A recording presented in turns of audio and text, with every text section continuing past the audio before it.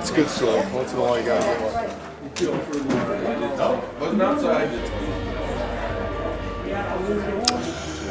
Good afternoon. I'd like to call this meeting to order and inform the public about the location of the Open Meeting Act posted in the council chambers and accessible to members of the public. Roll call, please. Granquist. Here. Arns. Here. Webb. Here. McCarthy. Here. Beckman. Here. Jensen. Present. Langy. Here. Hildebrand. Here. Mayor. Here, sorry. I was reading something. All right. We're going to open the discussion this evening, or this afternoon. We're going to go have a budget review about the cuts and ads. Lyle, I suppose you're going to lead us on that? Yep. Okay. We're ready to begin. We should do that. Good afternoon, Mayor, Council, citizens, and staff. My name is Lyle Lutton, Operations Staff for the City of Norfolk. As we gather today, we're going to continue. Yes. Oh, sorry. There we go. Thank you for pointing that out. Good evening, Mayor, Council, citizens, and staff. My name is Lyle Lutt, Operations Guy for the City of Norfolk. Appreciate everybody taking the time to come today. As we go through this discussion, a continuation of what we had in July, we have three things. We need to basically begin with the end in mind, what we're going to walk out of here with. We have to come to some conclusions and get some marching orders to finalize this budget in September. So to do that, ultimately, we got to figure out a conclusion on the consensus of the compensation study, the COLA, and the pension. By getting further clarification here, we'll make a nice, crisp, clean document to bring forth in September for final approval. And yes, changes can be made after this point. It does get a little stickier, but changes can be made as they have been done in the past. First thing I want to do is point out a little bit of the history. So I know there's a bunch of folks that are tuning in at home, and we're going to do a little bit of a walk back. In a normal budget year, in accordance with what's seen in the budget that's found online, around page 79, this is the process, not counting the council retreat or CIP or anything like that, but for the divisional budgets, it begins in March through May. The budgeting process begins. Those division heads hopefully take the information they learned from the council retreat, look what their needs are within their divisions, compile it to see what they have needs and wants in their realm, and submit them to administration. We call those divisional requests. Around June, July timeframe, we as administration, as senior leadership staff, start to look through that and figure out where efficiencies can be made, if we want them to get something else or perhaps move something, oftentimes cut stuff. We usually call those the city administrator reviews, and the cuts and changes that take place prior to that before they come to council. Typically, in years past, the first time or around the first time you see these discussions is in August, which we've talked about in the past has caused problems, not enough time for review. So to pause a normal year and quick reference to what this year is, in July of this year, we started this process. We had one of these discussions on July 1st, another one on July 10th, and a third one on July 22nd. All preparatory to get us to where we are here today. With this direction pushing forward a recommendation for September's approval of the final document. A lot of people have been tuning into this. I'm sure you've been hearing it from your constituents. I've been hearing it from employees and friends as well. As those divisional budgets were submitted, we started cutting stuff out of those budgets. From when the city administrator started, senior administration staff got it. Somewhere between $700,000 and $900,000 has been cut out. And although this number changes a little bit, I want to put that in perspective because it's important for, we can say numbers all the time, but unless we're putting it in relationship to something else. This year, as of at least what was approved before to bring forward to this, there was less than 0.2% of a change from last year's budget to this year's budget. Now that stuff can change as we enter various data to the percentages, but let's put that in relationship to what we've had in the past 10 years or so. So starting in 2013, that from year to year increase was 4.2%. The following year is 1.7. In year 15-16, that's when the library took effect. That was a 16.5 library sales tax started, 16.5%, so there's an anomaly there. The closest year that we've had in nature to this in the past was 2016, 2017. where it was 13 basis point increase. And that was driven by NPPD, decrease in NPPD revenues expected, and sales tax. So two double-edged sword in that regard. That's the closest year. The rest of them are as follows. 9.8% increase. In 2018, the library sales tax came off, and that was a negative 4%, so there's an anomaly associated with that. In 2019, 7.6%. Following year, 1.5%. The following year, 10.4%. The following year, 10.7% increase. The following year, 2.9%. And then 24-25 was a 3.9%. And to go back again, this is less than 0.2 of 1% increase from last year. So these are challenging times.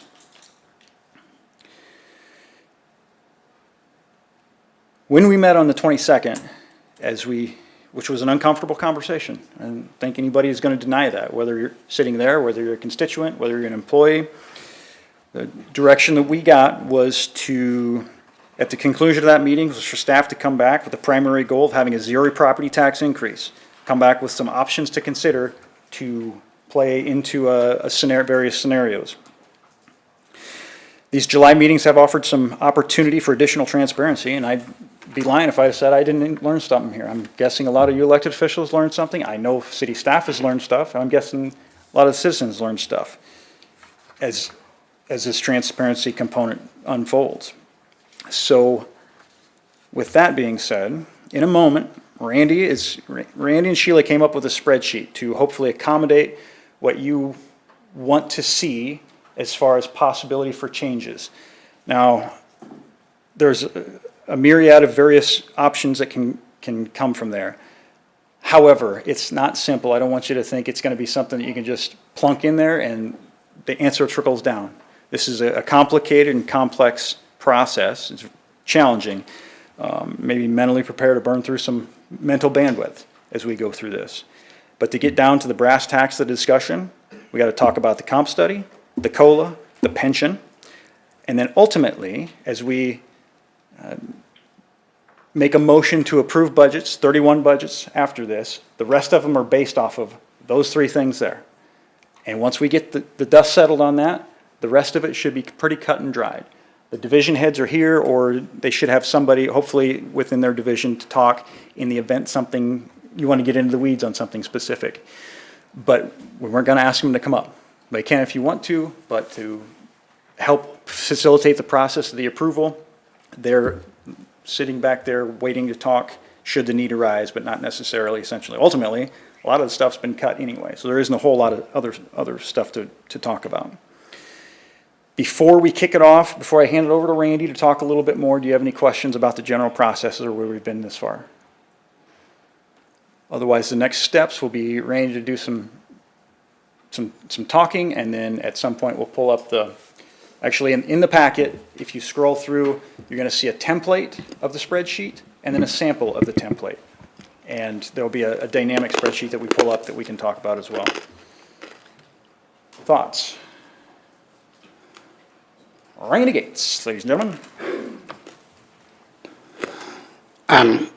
As Lyle mentioned, we went through and put together a spreadsheet that you have in your agenda packet that you can select various options for. And that spreadsheet started with what staff had recommended at the July 22 budget review session. And what we recommended at that July 22 budget review session was a budget that contained a 1.5% COLA, a 2% increase in city contributions to the police and police pension plan, 1% to the fire pension plan. Both of those are mandated by statute, so we really don't have options on that. And then we also included a 1% increase in city matching contributions for the general employees pension plan. Comparability adjustments were recommended by the city's compensation analysis. We cut those in half, and about half of the general fund impact of that comp study, half of it would be about $82,453. And then we had some other changes that were included on the cuts and adds sheet. That came up with a $131,974 property tax increase needed to fund the staff recommended budget that was brought forward. There was a lot of discussion at that meeting, as Lyle mentioned, that focused primarily on personnel-related items. Comp study getting a lot of attention. COLA got lots of attention. And also what we should do for the general employees, pension increase, if any. On this spreadsheet, I've outlined pretty much all the scenarios that we talked about at the July 22nd meeting. And then I also added to there a discussion of possibly reducing transit funding. Their federal funding has been reduced. Our money primarily goes to a match for that. So we could reduce that by $25,000 and still have enough to match the federal funding. If for some reason that funding would be restored, we could come in later and increase that, perhaps using council priority dollars. And then, speaking of council priority dollars, there's about $900,000 around committed council priority dollars that, should the council decide to, they could use to help fund any of these things also. And I added a line for that. And then what Lyle's got up on the screen is just a sample I put together to show, okay, here, if you select this and this and this and this, this is where you end up, which would be a negative property tax increase or no property tax increase. In this case, about $23,000 that could flow through to fund balance. When we were talking about the comp study, Jessica had indicated that she preferred to implement the comp study in its entirety and make cuts elsewhere. However, there was a Policy and Procedure Subcommittee meeting scheduled for July 24th to discuss the comp study. The subcommittee recommended when they met to leave, for the most part, half of the comp study implementation in, except for certain positions that they thought should get the full adjustment this year. And the general fund impact of that is the $6,852 shown up there under one of the options for the comp study.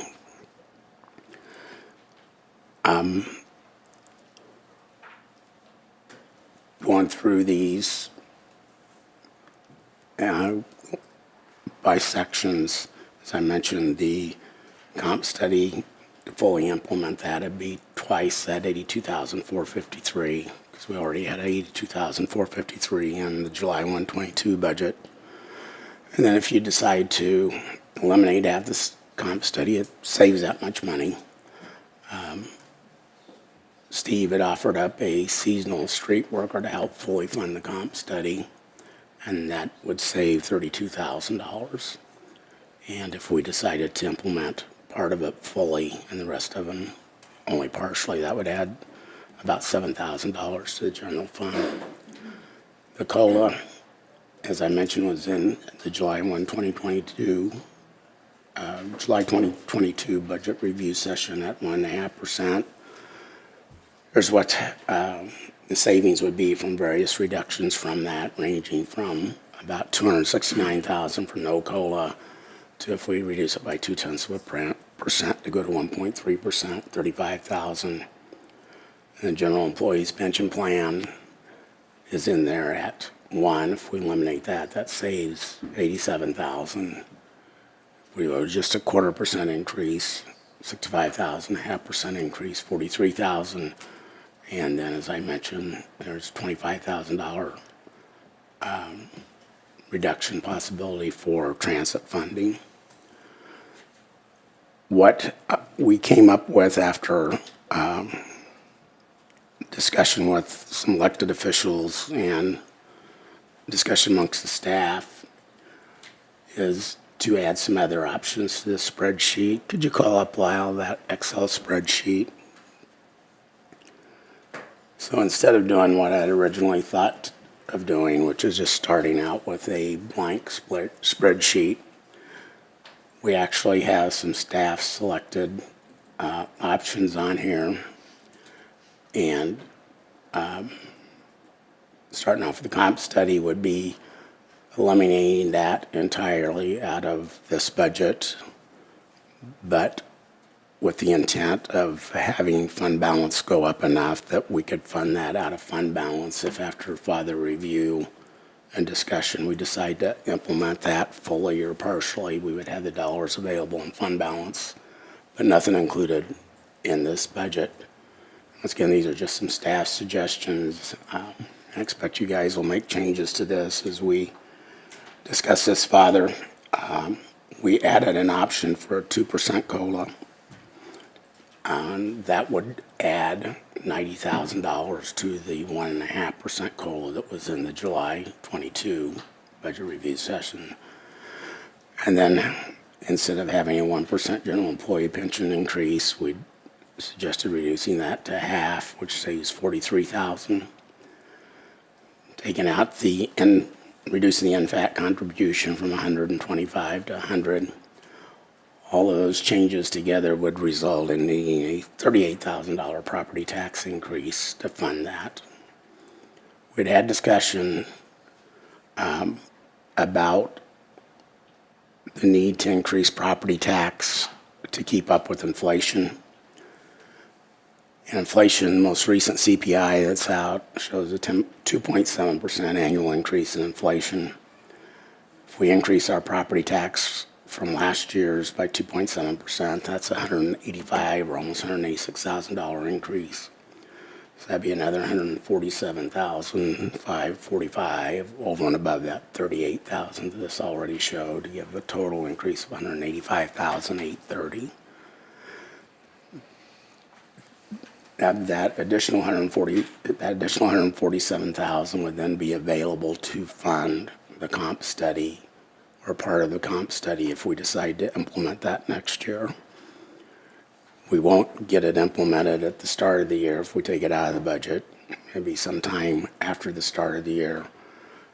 The comp study has in it some adjustments to take into account the minimum wage increase that goes into effect January 1st, even though as a government we're exempt from that minimum wage. We had adjustments in the comp study to get our wages up to what the private sector's got to do so we can stay competitive. So implementing that 3 months into the fiscal year, you'd only have 9 months of that comp study adjustment. So $147,000 or $148,000 should be more than enough to cover full implementation of the comp study if we would decide to do that next year, January 1st. So that's what we put together for a starting point of these discussions. And we can go through here and change this on the fly to reflect whatever you decide to do. The 2.7% increase, if we have the 7% expected increase in assessed value that the assessors indicated we're likely to have, would result in our levy rate going down about 1.1 cent. The property tax levy rate last year was 27.1 cents. Be about 26 cents this year if we have that $186,000 property tax increase. So I'd say You said sorry to interrupt, but the property tax levy rate's at 0.29 cents or 0.27 cents now? Now it's at 27.1 cent, I believe. 27? Yes. And you're proposing a reduction on that mill levy to 0.26 or 0.25? Yes, 26. Yes. If we did what's proposed here with a 2.7% increase in property tax asking, with a 7% increase that we're expecting in assessed value, that would lower our levy rate to 26 cents approximately. So the assessed value, that total 7% is what dollar amount, about 480,000? That sound all right? It would take our assessed valuation from a little over 2.5 billion last year to a little over 2.7 billion this year. Okay.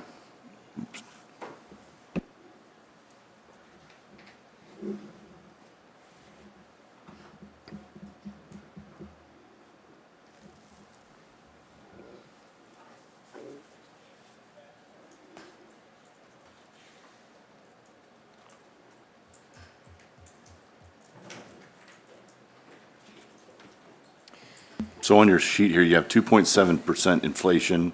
Is that 185,000 or 147,000 on the sheet? The 2.7% increase in property tax gives you 186,000 approximately. We'd already needed about 38,000 to fund of an increase to fund those adjustments that's showing up above. Okay, I see what you're saying. So it would be an additional increase of about $148,000, which should be more than enough to fund 9 months of the comp study if we would implement it next year at January 1st. And that would be sitting there in fund balance if you decided not to implement the comp study. That would just be additional fund balance you'd have at the beginning of the To build the beginning 26-27 balance. fiscal year. To build our beginning balance is what you're saying. Yes. If we didn't, if the comp study went under review, is under review next year, or this next fiscal, the funds are there to adjust whatever we would with the comp, and then if there's no decision made on the comp, those funds would Yes. just go back to the beginning balance to boost that up. Okay. And what I envision we'd need to do if we decide to implement that comp study, either partially or fully, we wouldn't need to amend the budget because that wouldn't be a big enough increase to get us over our total non-proprietary fund budget. We would need to amend the pay ordinance. So the pay ordinance that, if we don't implement any of the comp study, the pay ordinance that we would approve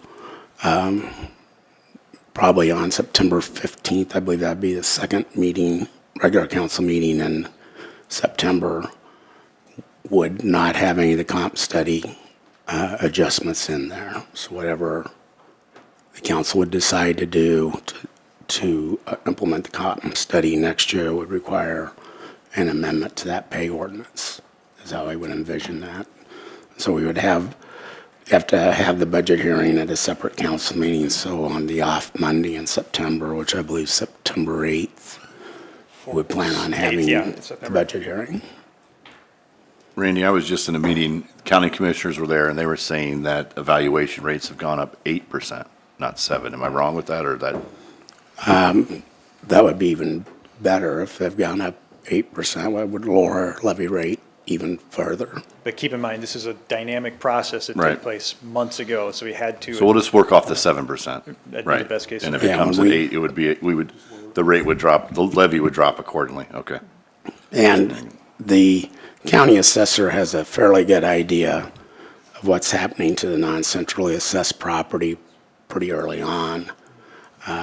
But he doesn't get those centrally assessed valuations until, I believe it's August 1st. So he probably just got those, and he has a better idea now than he would have had when we were trying to estimate what our valuation would go up to for budget preparation purposes. So, just trying to get math here, because it's tricky when you're just talking levy rates. We're talking about dropping the mill levy from 27 to 26.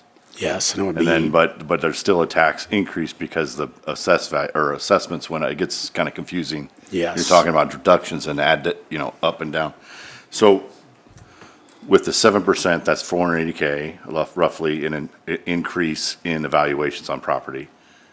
With the dropping it from the full 27 down to the 220, we're dropping 295,000 if you take the 185,000 figure you have up here.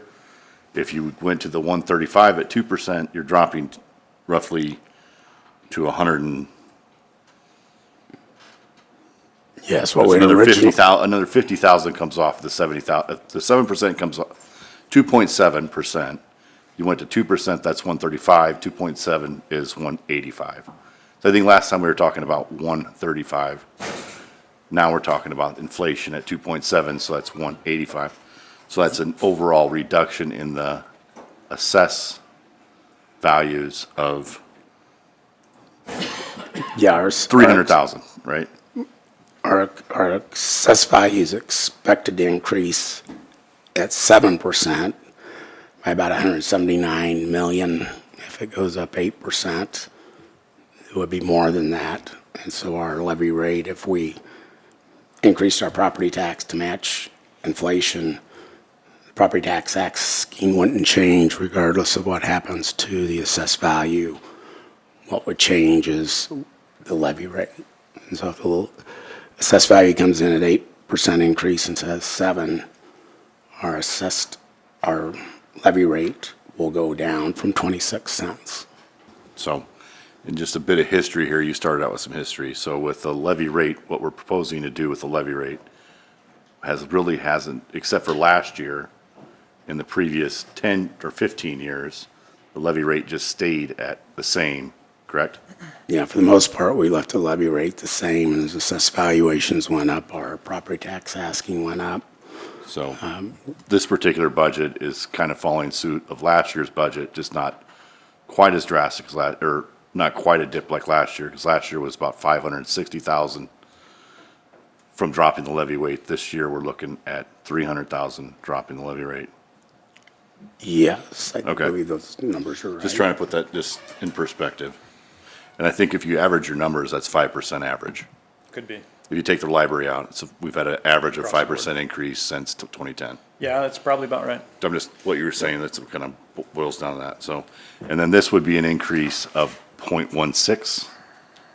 About, Based on the numbers we were talking about earlier, but granted, each time we have a discussion like Right. this, we come back and modify it, but 16 basis points, less than Yeah, so- 2/10 of 1%. so about 1.1, Point one. 0.16. Yes, 0.2. Yeah.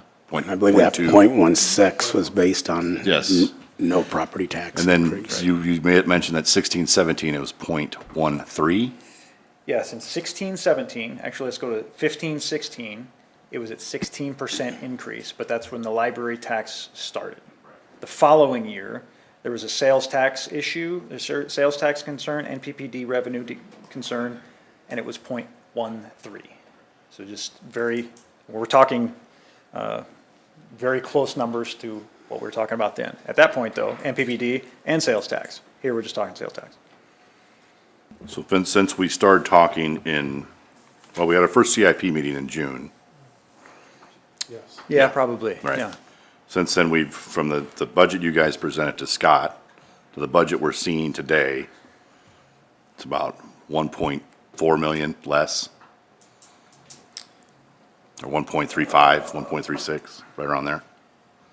Is that correct? Is that Just an issue, trying. Sheila?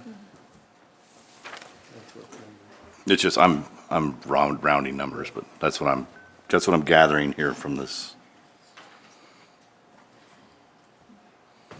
Let's go on to the next topic while they research that. Yeah, okay. And the question at hand is the difference between CIP meeting in June to today, the dollar amount change, right? Well, from the first budget that was presented to Scott, that's Okay. what you had at that in June till now, yes. Yep. Yeah. When they find that, they'll pipe up. Just trying Yeah, to I get my think mind wrapped around what we're trying to do here. We made net budgeted expenditure reductions in the general fund of about 1.4 million. What do you say? 1.4 million 1.4, okay, changes so from I'm right. that June Okay. timeframe to All right, what we're talking about here. okay, all right, thank you. So now here, just to keep us on pace, we're talking about 4 different things. We're talking about, what do you want to talk about first? Because we get through these things and the rest of the budget goes fairly quickly. That's right. The rest of these divisional budgets pretty much hinge on what just gets decided So what do here. you want to dive in first? The COLA? Do you want to dive into pension? Do we want to dive into the comp study? Or where are we going here? I think I'd probably ask you that. Was there a low-hanging fruit that you want to attack first? And work our way into it? I would maybe start I with think the, you can talk about them all at the same time because you're trying to figure out what the bottom line is going to right, be. well, they're all working together. So, yeah, we can. I would start with the comp study. and go from there, because that seems to be, Okay, it's at the top of the list here. okay. So as Randy was talking during and I had the budget or the agenda up, as you can see, we can go through here and make changes to this, and you'll see the trickle-down effect that takes place down here. And I know I recognize it's kind of hard for folks in the back to see it. Try and maximize it to the best of our ability, and maybe for the folks tuning in at home, but Okay, so, this is the hand we're dealt. You must have made oh, a change on that spreadsheet, Lyle, that should be 2.7 Okay, there. good catch, thank you. That's what we're looking at. all right, let's start with the comp study here. And I think it was mentioned earlier in Randy's discussion about finding a placeholder with the comp study for further review, and then, so this after we pass this budget, we would have it as a placeholder in the budget and then what council decides moving forward after review of the comp study, those dollars, what they would end up being would end up going, it'd either be issued out or would be retained within the budget to move to beginning balance to increase the beginning balance that we've got set aside, or beginning fund balance, so. Yes, that's correct. If you decide to fully implement that comp study, that increase in fund balance will probably be about nothing. It sounds like when we say fund balance, we're saying fund balance. I don't think anybody's having fun, so Fund. it's the right. fund Keep in mind balance. that Add the D on there. minimum wage increases January 1. I think Randy mentioned that, but that's a thing to keep in mind here. That's right. regardless of what we do. I don't think everybody's looking at me like they're not having any fun, so. Well, I don't know, there's a lady out there smiling, so I think Is she's there? having fun. Yeah, look at her. She makes my day. All right, Shane, well, I think you're kind of spot on with that. Using that as a placeholder position, that's a good opportunity to use those funds where needed, but get a little bit further in-depth review of it. Okay, that's fine, we can do that. If we're talking about comp study, I would say exercise extreme caution in choosing one element over another. From the senior level staff here, we would highly encourage, it's either all or none. Not necessarily right out of the chute, but at some point that it is everybody across the board, because nobody wants to pick favorites. so Lyle, to be fair, what I'm hearing, and you guys need to chime in on this, what I've been hearing is council wants further review. Yep. Sounds, So they're not clear or 100% sure where they're gonna end on that. But I think all those discussions, like you were just bringing up, how that breaks down, how that affects the dispatch, how that affects the firefighters, those would go into I think that they don't want to muddy, I wouldn't say muddy, but, complicate things. because we're right in the throat of this budget, and we've got a comp study that's almost it's almost like looking at a completely another budget. That's kind of what's been brought to my attention, so, Okay.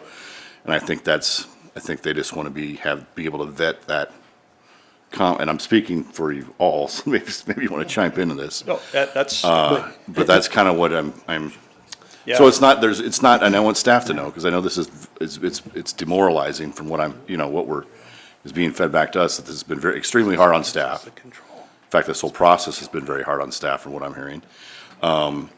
And want staff to know that this is not people saying there's no justification in a comp study. I think it's just council stating, and I'm speaking for you, so chime in if I'm wrong. It's council stating that they just want time to have a very thorough review of the study that was placed in front of them. Because there were questions brought to our attention, and questions I think they had. So Jessica, I know you worked extremely hard on this. I know you did. And nobody's saying that this isn't a viable study. I think they're saying they just want opportunity to review.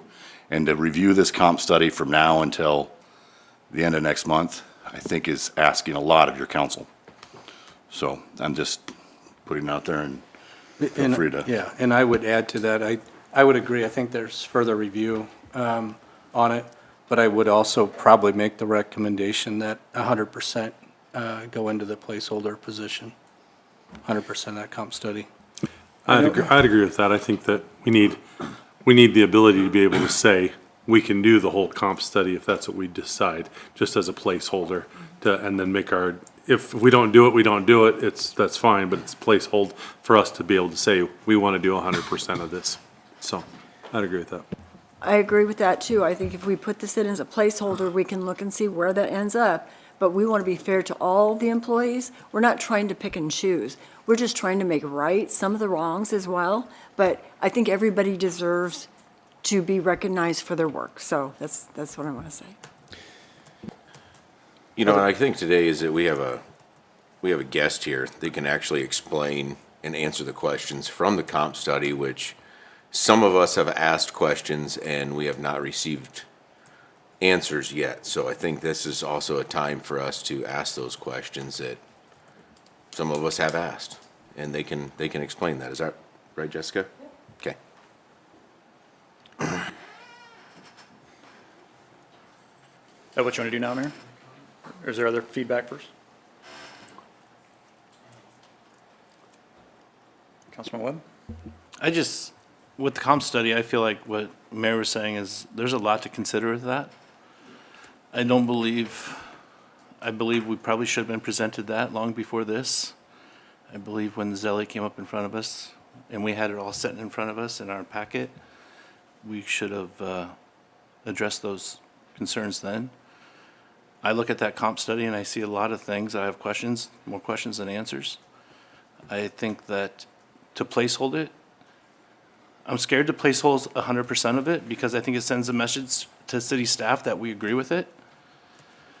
I would actually be more in favor, because just talking with council, I think majority of us probably aren't in favor of it to the degree it's presented.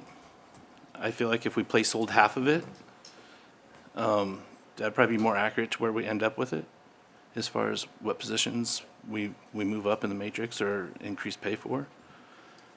But if we want to create a 100% placeholder for it, I'm fine. I just don't want to set create a perception that because we do that, we plan on using it for that. Because that's not the feel I get when talking to the council. But you know, Justin, if we just use it as a placeholder, it's Yeah. all there. And then we can go back and actually kind of look at things if we need Yeah. to. But that's, I think I it's just don't want just to a send the wrong safeguard. message to staff saying if we do that, we're all in. Because I don't think that's the case. And maybe I'm wrong. No, I understand. I understand that point. Again, I would exercise caution about picking and choosing who gets what. I can't emphasize that enough in this circumstance. The budget, this document that Randy has sitting on his desk, every year there's things in there that we budget that we don't buy. So there's stuff that gets carried over for whatever reason. Or maybe we had a widget budgeted and we had a failure of something else, so we had to forego buying this widget and fix that one so that we could buy something else. So just because it's in the budget doesn't necessarily mean it gets spent. So here's an idea, okay? Justin brings up a point, Sue brings up a point. What if you placehold half and council priority, the other half would come out of council priority dollars, since you've got 900,000 in here of unclaimed council priority dollars, from what I saw earlier. That's, What? The thought behind that is what? You'd still have the funds available, but they would come from council priority dollars and portion from this year's tax ask. So you're placeholding half, and then if the council's 100% committed, we've got dollars in front of us in the council priority fund, which that fund, in my opinion, is set up for exactly these sorts of situations to fund that. The only thing by doing it that way is the following year, it will not be in the budget, so you would have to increase the budget next year by the additional 80. But maybe that's not a bad way to do it. You already know it's going into next year's budget. You're gonna be adding 8. So essentially what I'm saying to do is you fund it 1 year with the council priority. I know it's not real popular to use council priority dollars for payroll. It's So, mainly a placeholder. but it could be part of the placeholder. So, and if that would move this forward, I would. I would probably prefer that it all be 100% from the source that it's coming from and leave those council priority dollars where they are. That's just my opinion. I think I would have to agree with that, because we're already, we're placeholding an additional 82,453, correct? correct. So we're already got half of it in there. Right. So otherwise, if we're saying that we're doing it out of council priorities, we're not placeholding anything then, so. That's what I was getting at. We're not gonna placehold 80,000. We would just use council I priority. guess I would be inclined to placehold the 82,453 additional that way, so the full study could be implemented that way. And leave council priority, I think council priority may have some things, the NAFTA thing, we're probably gonna see I really anticipate that the feds will come through, or the state, or whoever will come through, and so we're gonna be taking 25 out of that already then, so. And I think as we get a little further down here, there's a couple other things that. Okay. Randy, I did saw it in an overview, but what was the actual unclaimed, I guess I'd say unfunded, or where's council priority dollars sitting right now? Right here, it says there's over 900,000 Okay, that's it. uncommitted council priority dollars that could be used to. Yeah, I think it's about 903,000 or 904,000, something like that. Sitting in council priority funds right now? Yes. Okay. Well, Which is property taxes. Justin, maybe with what you're hearing, what I'm hearing, maybe let's try to get through tonight, and then, with the,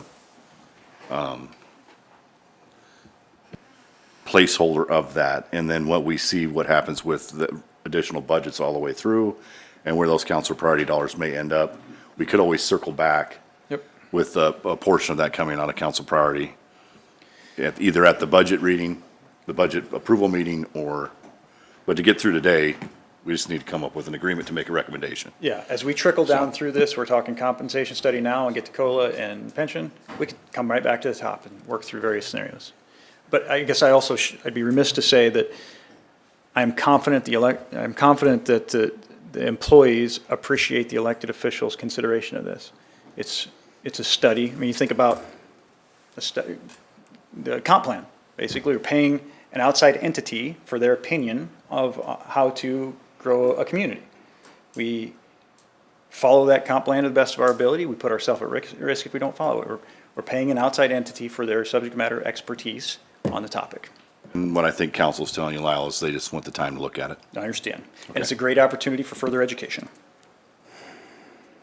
So we'll put that full amount as a placeholder right now, As of today. as of today. And then as we I just finalize don't budget, there'll be an opportunity, I think, Yeah. when we approve, to bring that back up again and say, listen, we want council priority for this, or we don't, just depending on where everything shakes out.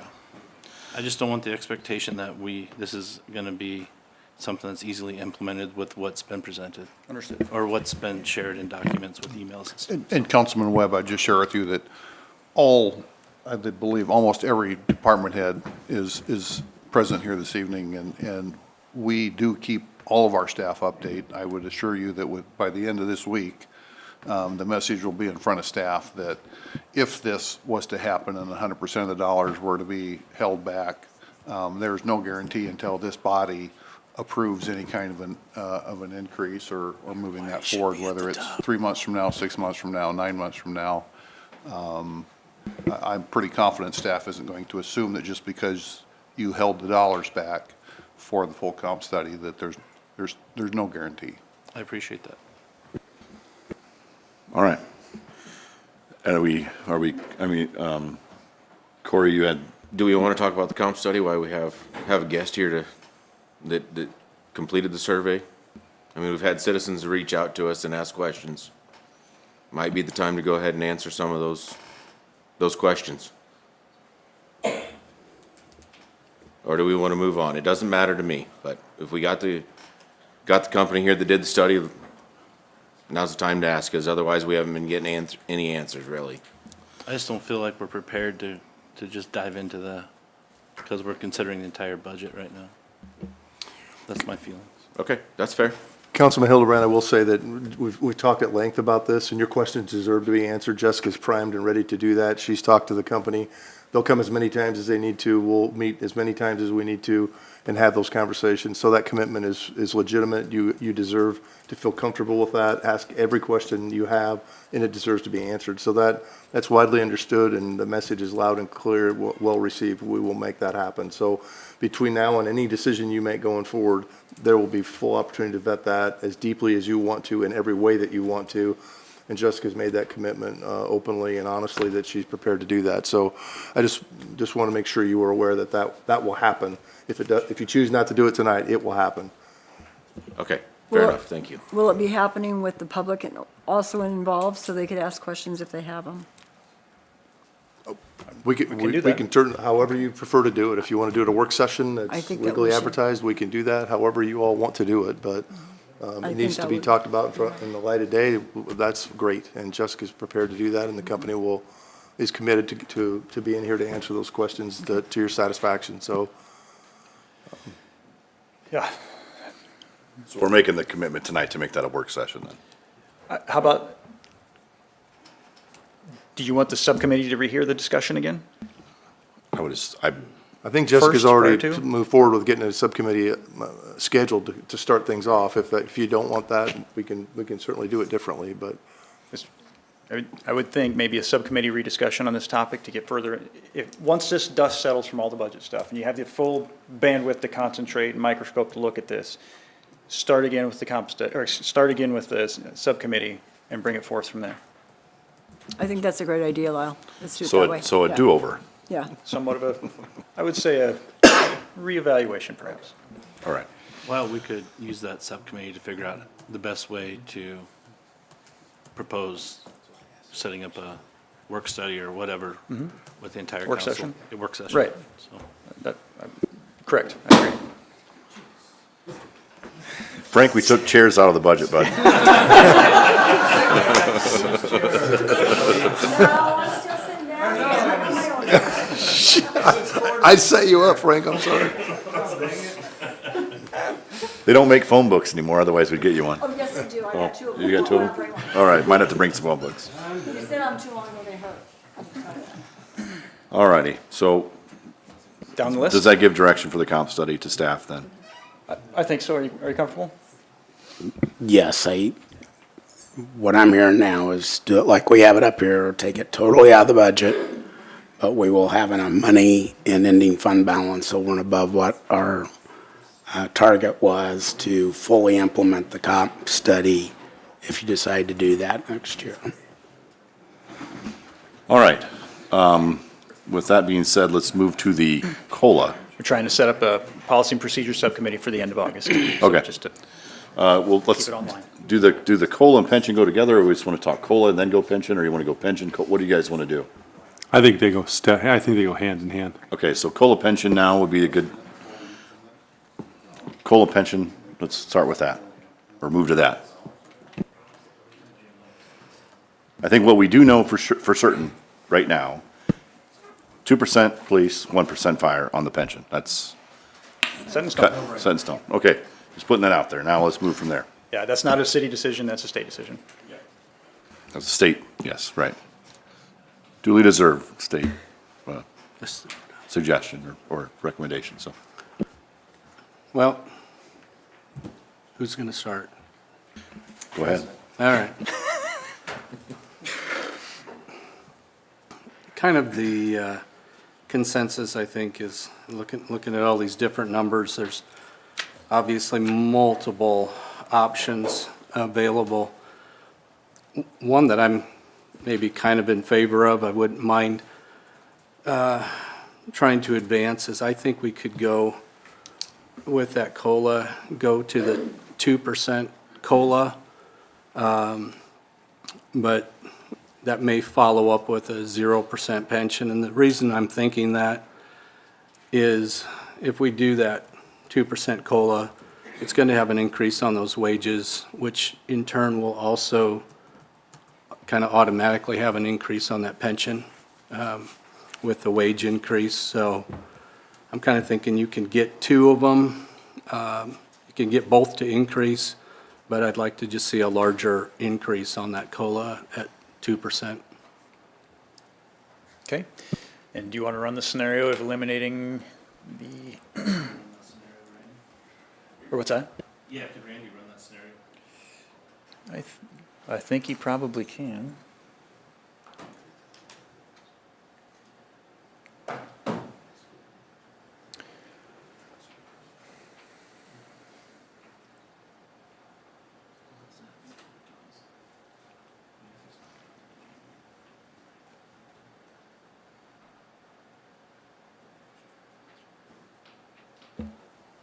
And I think that 2% kind of helps keep up with that inflationary rate that we've got showing there. So I think 2% is probably a little bit more in line with the market.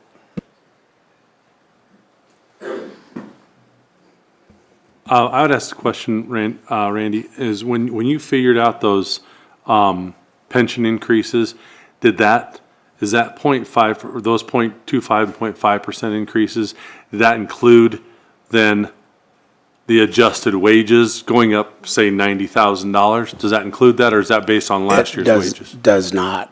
Okay. Each one of these is starting from the budget we had put together for the July 22nd meeting, which had the 1.5% COLA, the 1% pension, and half the comp study. And so if we're going to, say, a 2% COLA, that's over and above that, which would impact the comp study numbers or would impact the pension numbers if we're going to do a pension increase. If we do what Frank suggested and no pension increase, of course, that will not impact that number.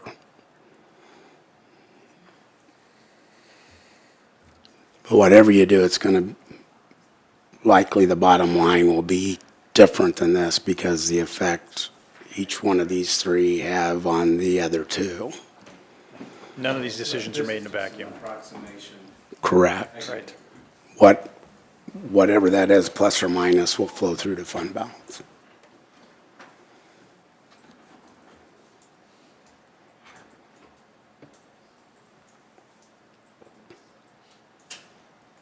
Chief Ty, I've got a question for you about the pension increase for 2%. Was the thought process behind that pension increase on the state level based on longevity within your field? Was it more about sometimes officers get to be, say 55, and I'm almost 50, so I'm not saying that's old, but there is a time and place where it gets to be hard to do your particular job, and is that so increase would allow people to retire, maybe move on from if they can't keep up within your field, so by increasing that 2% helps people have that option, and within other positions within the city, Right. they don't really kind of, A younger, excuse me, a younger person hired now with a 9% match is going to have a lot better opportunity to retire from this field by 50, 55 years old. I was at a meeting the other day with a lieutenant from the State Patrol. He said who he was and how long he'd been on the patrol. 22 years, he's got 3 more years to go, and he's retired. They get to me on 36 years, I got 10 more years to go.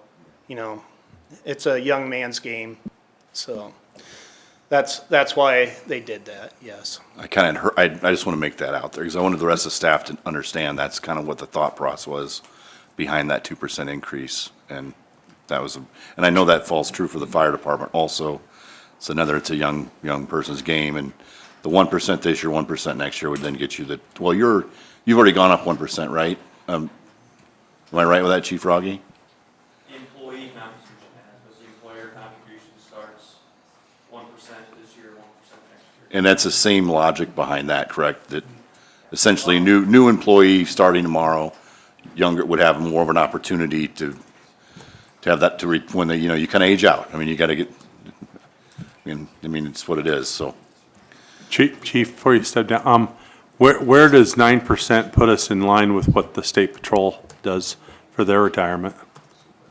They're kind of like the fire department. I don't think they pay social security, and it's a whole different thing, so.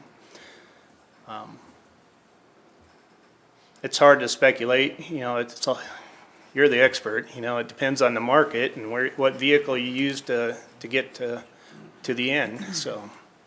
I was just, I know that part of my concern with, not with giving 2%, I have no concern about that. Just making sure we stay competitive with You're right. the I state mean, patrol. That's huge. I mean, even if you match state patrol wages or Omaha's wages or Lincoln's wages, they still have that retirement plan where they can be done, a lot sooner, so. I just went out to the Nebraska Public Employee Retirement System website, and it says the state contributes 24% to the state patrol pension. So they're getting a big, big contribution from Yeah. the taxpayers. It's something to do with the social security too, I believe, going there. Yeah, I don't think, state patrol doesn't get social security. When you Right. become a member, so all They'll your get it, years they'll just there get it a different way. are gone. Well, yeah, they get a different, but you're considered an employee, and so you forego social security for all your years in Yeah. state patrol. I happen to, my client happens to be the gentleman you were referencing. Okay. Small world. Yeah, it really is. Are any more discussion on what Frank had brought up? One thing to keep in mind is if we do that, there'll be a policy and procedure subcommittee discussion to change personnel manual to have to, because right now it's gonna be, it talks about being equal across the board. So that'd be another Right. thing to visit. But I kind of feel like this is a state mandate that blew that up. Does Yeah, that make that's- sense? That's right. Yeah. State says that, and. Because if there wouldn't have been a state trickle-down mandate, effect to wouldn't us. we having this discussion? So that's Yep. why I want to put that out there. This is not a dig or a push or a punch at any of the rest of the employees for the city. It's just what, Yep. yeah, so. Other thoughts or scenarios we want to run? Well, I think I need to support Frank on the 2% COLA in that way, because when, especially with the cost of living estimate at 2.7, I think you said. Yes. So when we had the discussion many, many years ago about doing a zero COLA, that was when the feds actually were doing a zero COLA change on Social Security because it had gone down. And they couldn't do a negative on it, but they did zero. So, and that's not the case here. The COLA for Social Security is going on up. And so I think we need to stay in line with that and let the 2% play on out that way, because that's the only reason, because my conversation at the time with the HR person involved was, well, where do you come up with this COLA? Because here's what the federal government's saying, and we had a lengthy discussion, let's just say that, so. I myself, I'm not saying anything one way or the other on the COLA, but I want them to have something for their pension. I think just their hard work, they deserve something like that. So I'm not saying I'm disagreeing with your 2%, but I am saying I want them to have something on the pension. Okay, well, that opens discussion for the pension, then let's talk about that. We talked about the COLA, let's talk about pension. The reason I went with the 2 and 0 thought process was, 2%, I mean, someone making $50,000, and that's an extra $1,000 they get right now in their paycheck, and that automatically kind of will give them, if they take that same percent on the pension, it's just an automatic increase in the pension because their wage did go up too.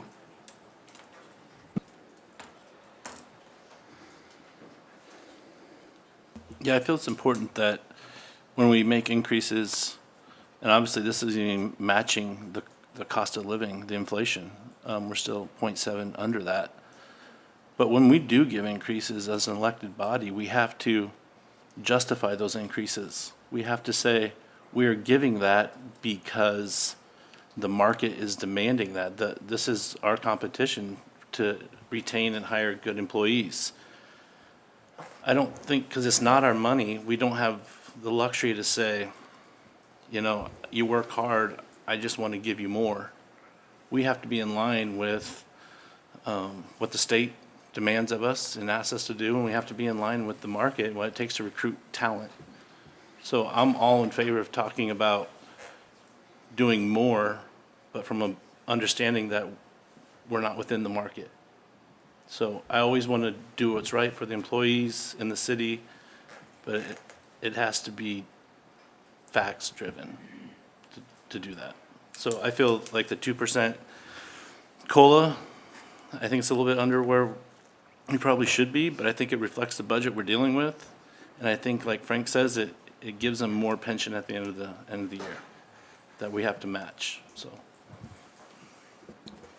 I'd add on to that, Justin, that, you know, that, like you said, we're out here we're trying to make this not only to let our current employees know how much we do appreciate them, and these are hard times for us as elected officials. Trust me, we'd love just to write blanket checks to everybody to do whatever. But in that spirit of remaining competitive, I would agree with you that the COLA, even giving more COLA would make us more competitive than higher pensions would. I mean, we're already at the top of the tier for pensions in this part of, and when I say this part of the world, I don't mean Northeast Nebraska. I mean the Midwest as a whole. We're top tier for retirement plans.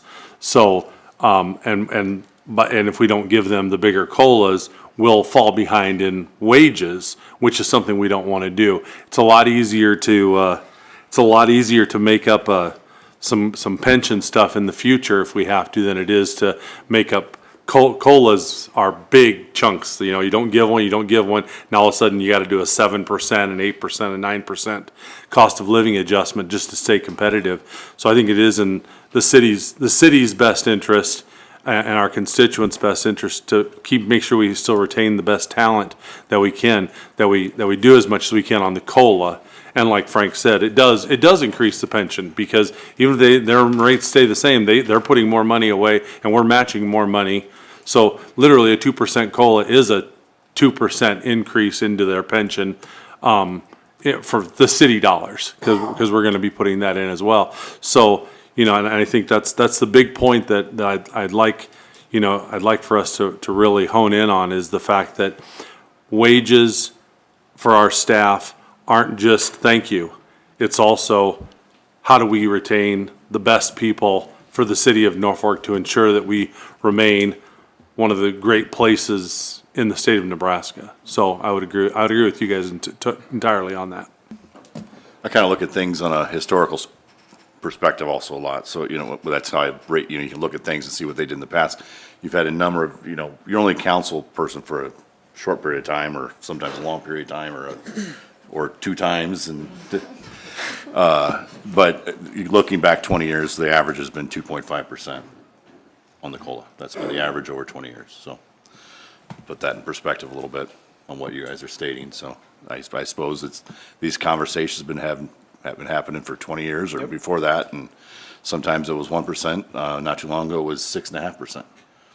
So 2%, and with a budget that we're looking at this year is. So, you know, we've got department heads here. We were recently, when we left the other day, it was 0.5% COLA and 1% pension was some of the discussion. I'd be interested to know if, as the department head, if you would think your staff would be happier with the COLA, the 2% COLA, and keep the pension where it's at.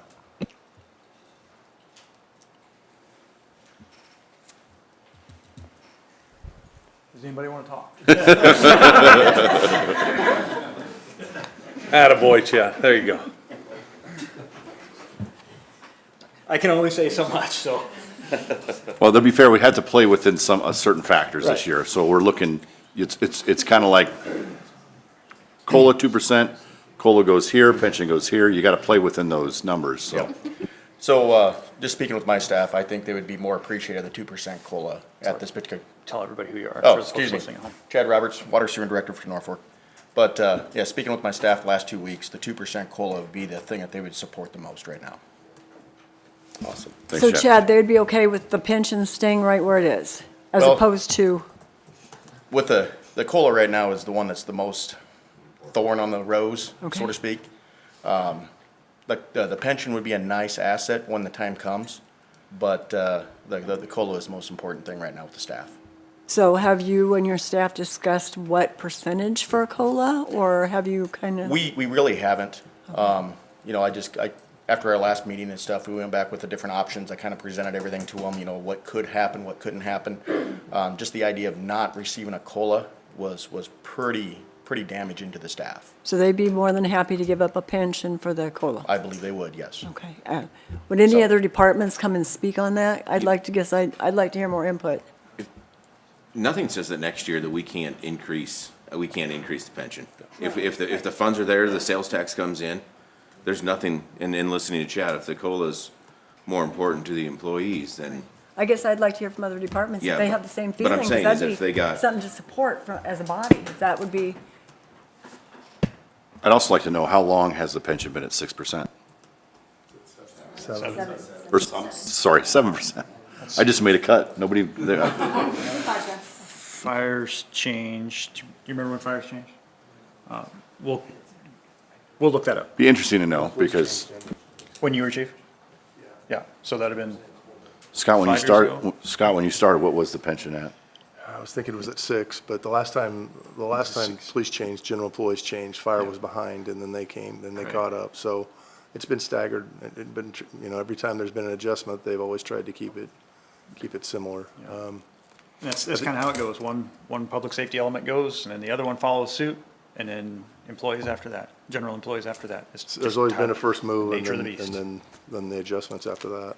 I will say, Sue, I don't know if other division heads are willing to speak. Of the ones that I talked to, recognizing that we're in tough times and you have tough choices to make up here, I think those that I talked to would hope that there would be a stair step of the pension, you know, of the general employees, 4 years, whatever it took to take small bites out of that, but to get there over time, if that could have possibly been preserved. So we put that in there as an option because it was baby steps to try to stay up and get there over time.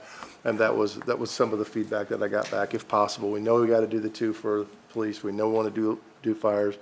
If there could be an incremental increase in those, that seemed to be well received. But obviously, folks want the COLA to help pay for bread and milk too. So, you know, it's balancing all that out, and there's certainly respect for the tough decisions you guys all have to make. So we've had a lot of conversation about that, and as it's been said before, if it was easy, you know, we'd be done by now. But we're adjusting to the climate that we're in, and we're doing the best we can with it.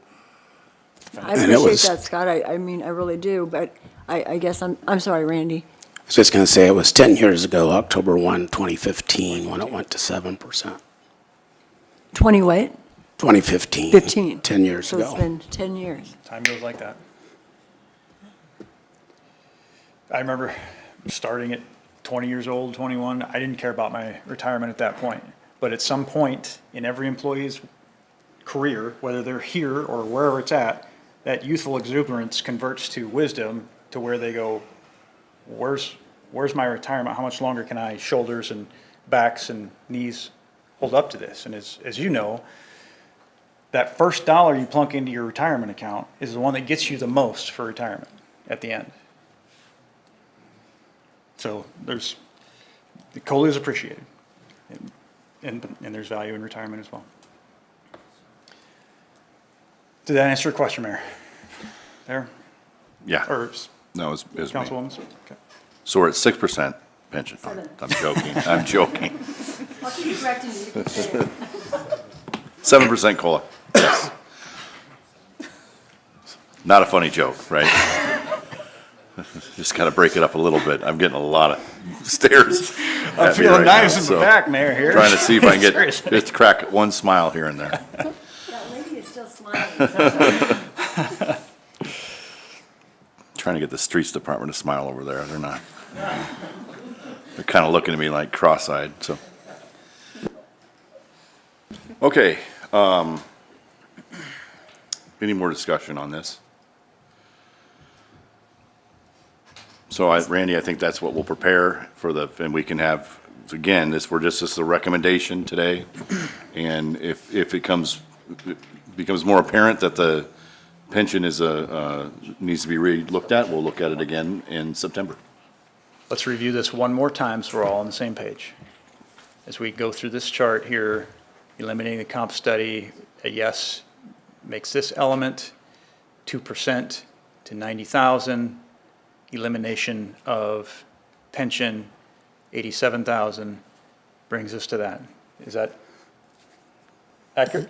Yes. I So didn't think we were eliminating the comp study. I thought we were leaving that in full. Oh, it goes back in the bottom. Yeah. Yeah. Right, okay. Good question, good All right, clarification. let's move to that, if we're gonna go 100 or 125,000 of matching funds. That looks to be something that we need to talk about, so. NFAT, you mean? Or, The transit, money. yeah, so the reduction in NFAT funding from 125,000 to 100,000 if funding restores later matching with council priority dollars. So you're saying to restore to the, this is coming out, the entire 125 is coming out of council priority dollars, or just the 25? just the 25 if we need it to make a match if the feds restore their full transit funding. Okay, well, that's an appropriate use for council priority dollars, so. Any more discussion on that? All right, let's look at this, inflation on the adjusted general fund tax increase. Make sure, what's that? For that, do you want to look at the entire general fund revenue budget? Well, we're talking about 2% or 2.7% inflation. We're talking, when we left here last time, I think we're looking at 0. Now we're talking 2.7, so I just want to dive into that a little bit, make sure we're all on board with that. And then kind of kick out some final numbers and then move from this, give people a chance to talk. I know we'll have people, if you got a question about this part of it, because right after this, we're going to go into the general fund revenue budget. So, any more talk on that 2.7%?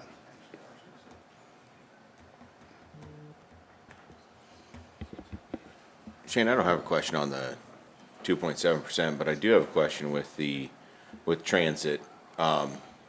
Did they not minimize the travel? Like they're not moving as much, so is a full $100,000 needed? And if it is, that's fine.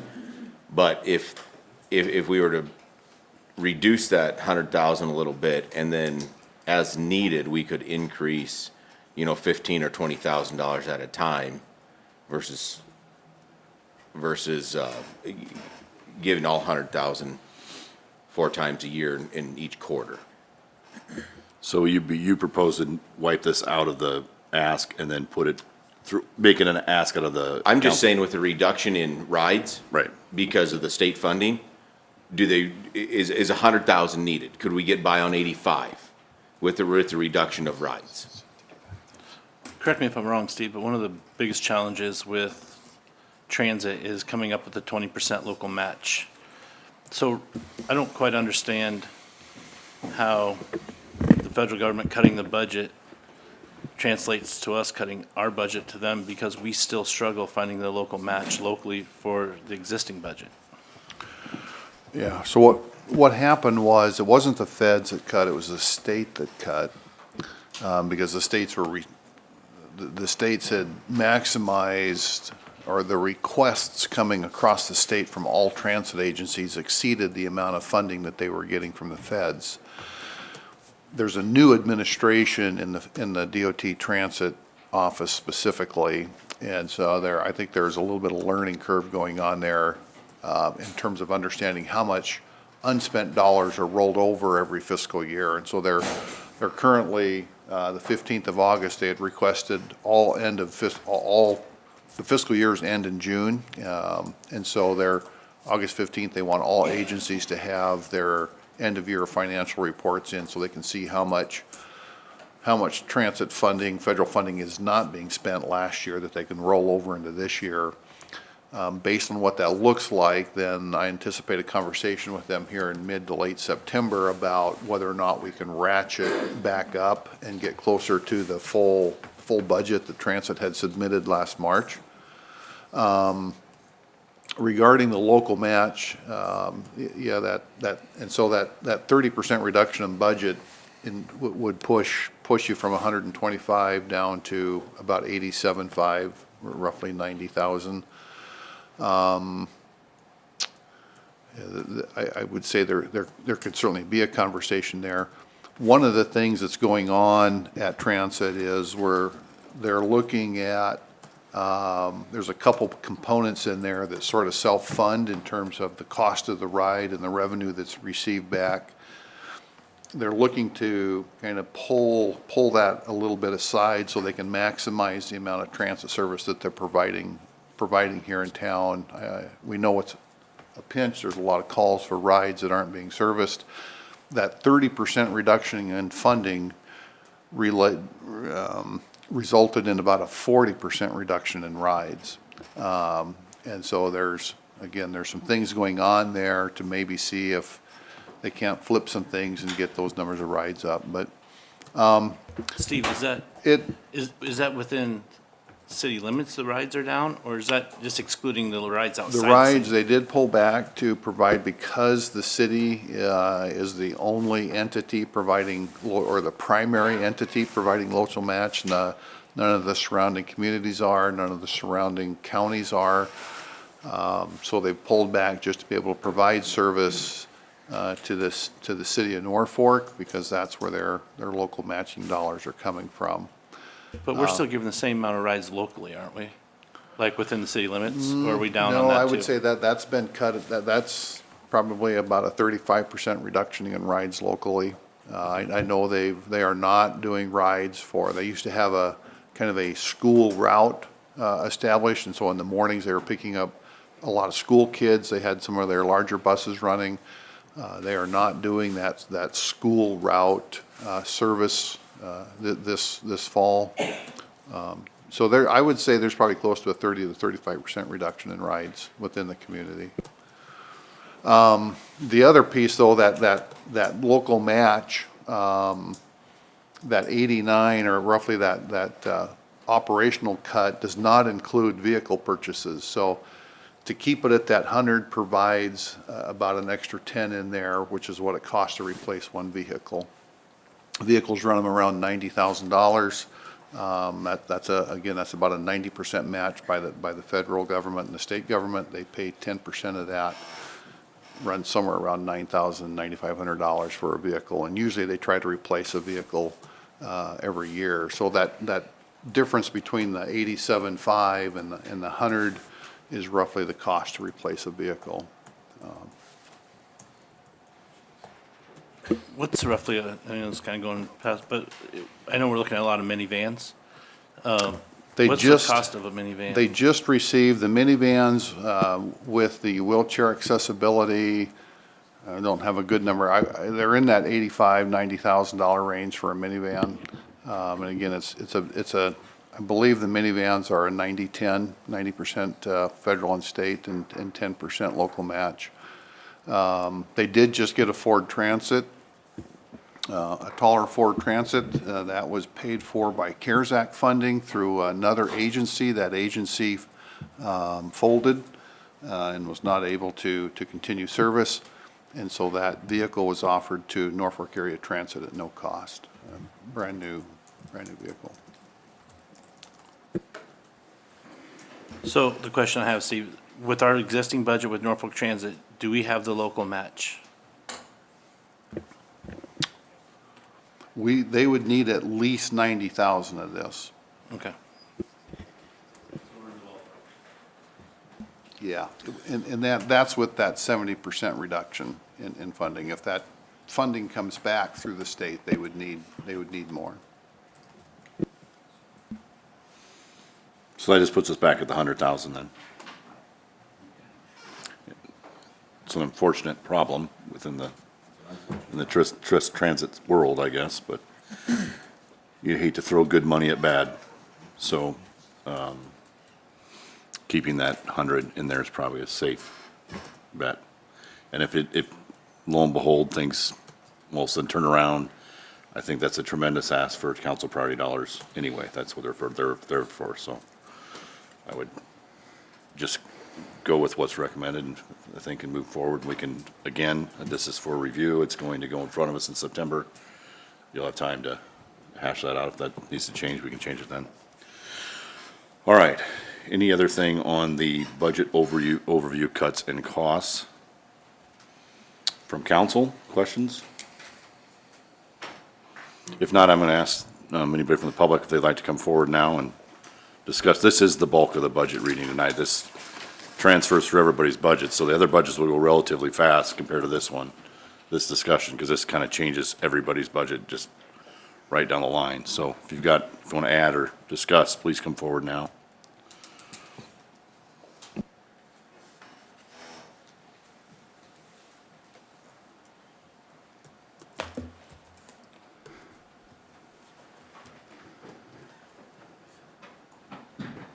Jim McKenzie, I don't always give you an attaboy, but I'm going to give you guys an attaboy. You guys have really done a lot of deep dive into the budget this year, and I just want to say I appreciate it. Did a great job, so thanks. Thank you, Jim. Can you say that again, Jim? Can we just do that one more time? Oh, if I caught that? Mike was off. Mike was off, couldn't read say that. Okay, so now moving forward here, we're going to go into the recommendation period of this budget. We'll make a motion to recommendation to move this on to our work session, or I'm sorry, from our work session to our actual council meeting. How do we want to handle this? Because the majority of the cuts have been laid out and done through the course of this whole time we've been working on this. Yeah, all the hacking has been through the fat, through the muscle, into the bone, so there's not much left to do. I just don't want to take up people's time when it's not necessary. Right. I think Kylie probably has a general predetermined way to let this spill out, so we can go through these 31 things, lickety-split. Yep, so basically I've got the flow of things. So what will happen is the first page of the agenda, just due to how we did the first couple meetings, we will have to remove those budgets from the table for discussion. The division heads, like Lyle had touched on, won't come up unless there's any questions you have within the certain budgets. Otherwise, I will explain the motion that I need, explaining the comp study, the COLA, the pension, and then list out everything in the cuts and add sheets. If everybody's good with that, we will take a vote, move on to the next budgets, all the way down through. So once we get to the second half of the budgets, we won't need to remove from the table. We'll just be able to go forward with the recommendations. Kylie, I just got a question. On all the items that are tabled, is it possible to do one vote to untable all of those and then go through each one individually? No. Okay. No, Corey. I was thinking the same thing, and I'm glad you asked. I wish we could. You may have to run through the first one because you lost me right off the beginning Yes, there. So and I will, I promise. Was there a maybe in there? okay, let's start with item number 5. Let's roll on that. So if you want to start with that. Okay, yep.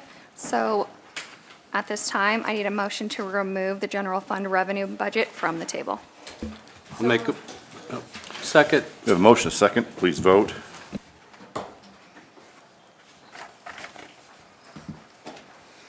All council members present voting in the affirmative, motion carries. All right, let's have some discussion on the general fund budget. Fund, D with a D. Lyle, it might be good to have the cuts and add sheet up as they're Okay. going through this. You know what page that is off the top of your, there it is. Do we, so, again, I'm sorry, Kylie, I'm gonna ask you a question again.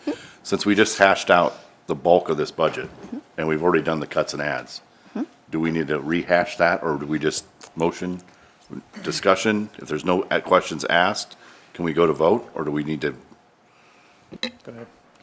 So it's completely up to you.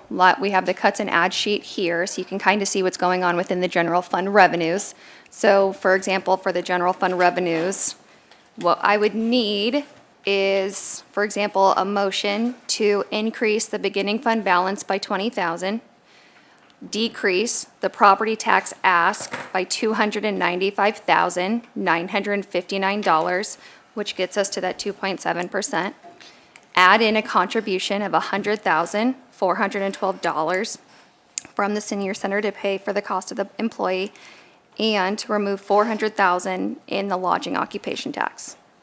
So Okay. that is how those motions So would let's kind of talk, go tonight. we better talk about the senior center for a moment, so everybody's on the page there. Randy, you want to describe how you're planning on that, if and when that happens? If we go through and with the acquisition of the senior center, we would take on the senior center manager. I'm not sure if that's the correct title. And this would be, that $100,412 would be the first year cost of that. And that would come from, the senior center has significant amount of cash. I think it's about $700,000 or $800,000. They want to keep 150 of that for working capital, and their plan is to, when the building comes to the city, the rest of that money would come to the city after they keep 150,000 for working capital. Then we would have that money to help with repairs and major maintenance items that's needed to be done on the senior center.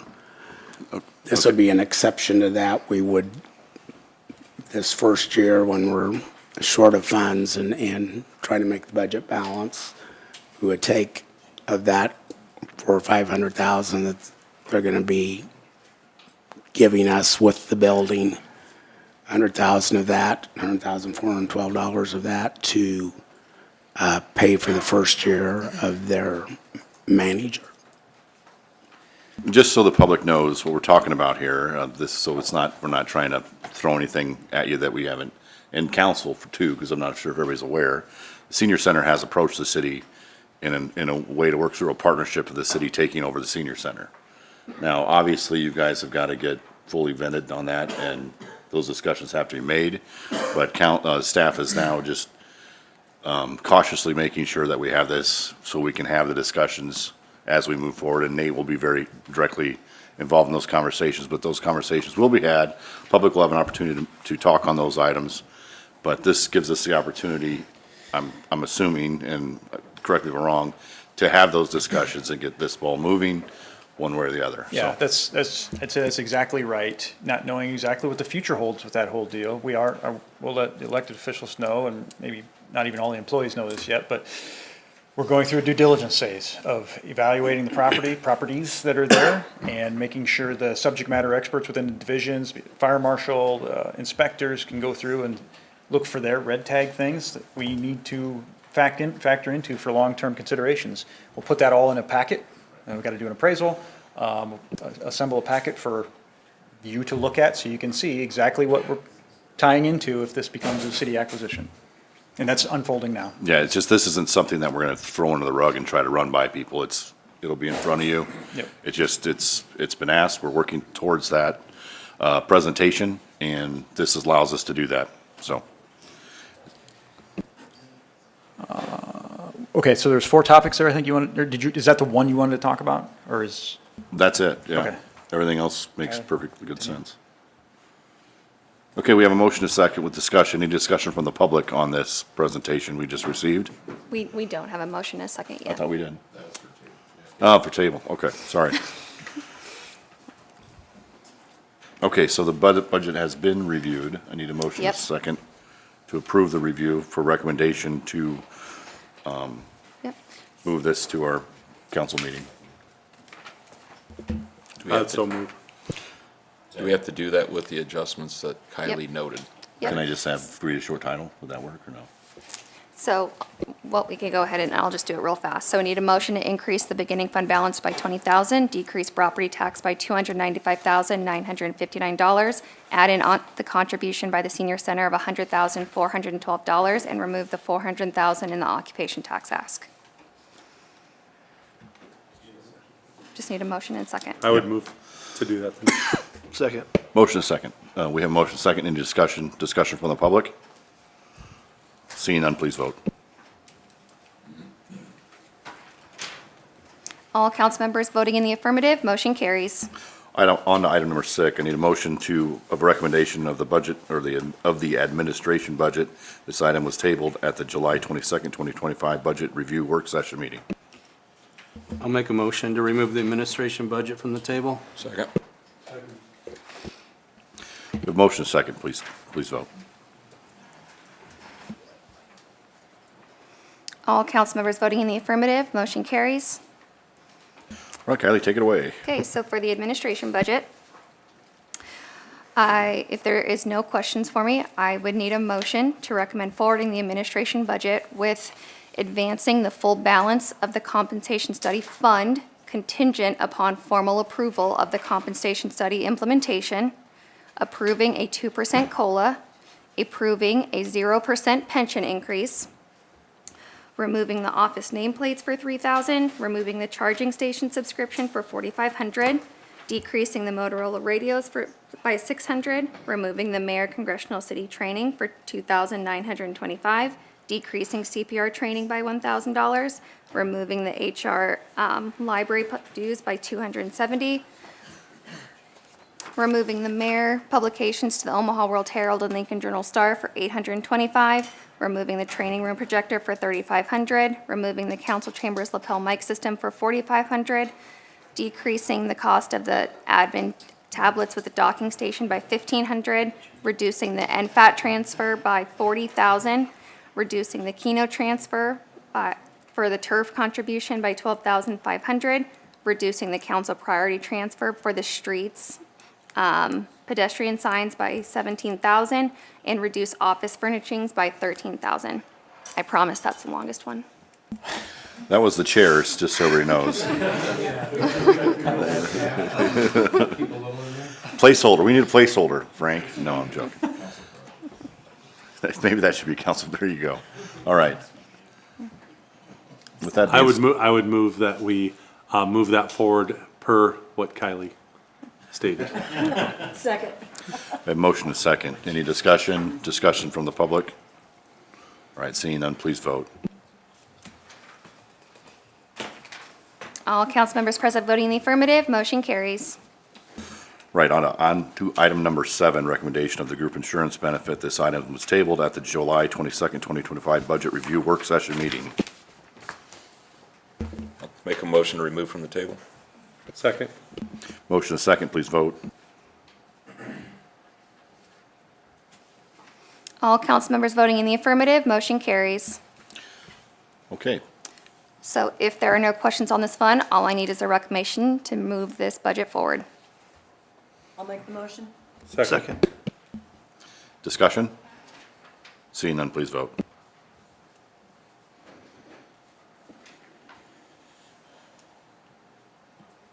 Just need one more. All council members voting in the affirmative, motion carries.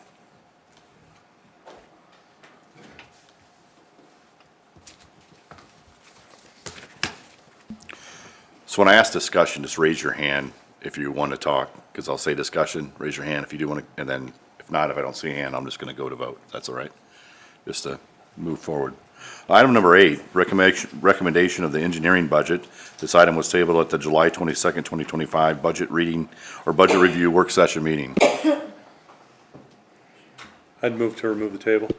Second. Motion and second. Please vote.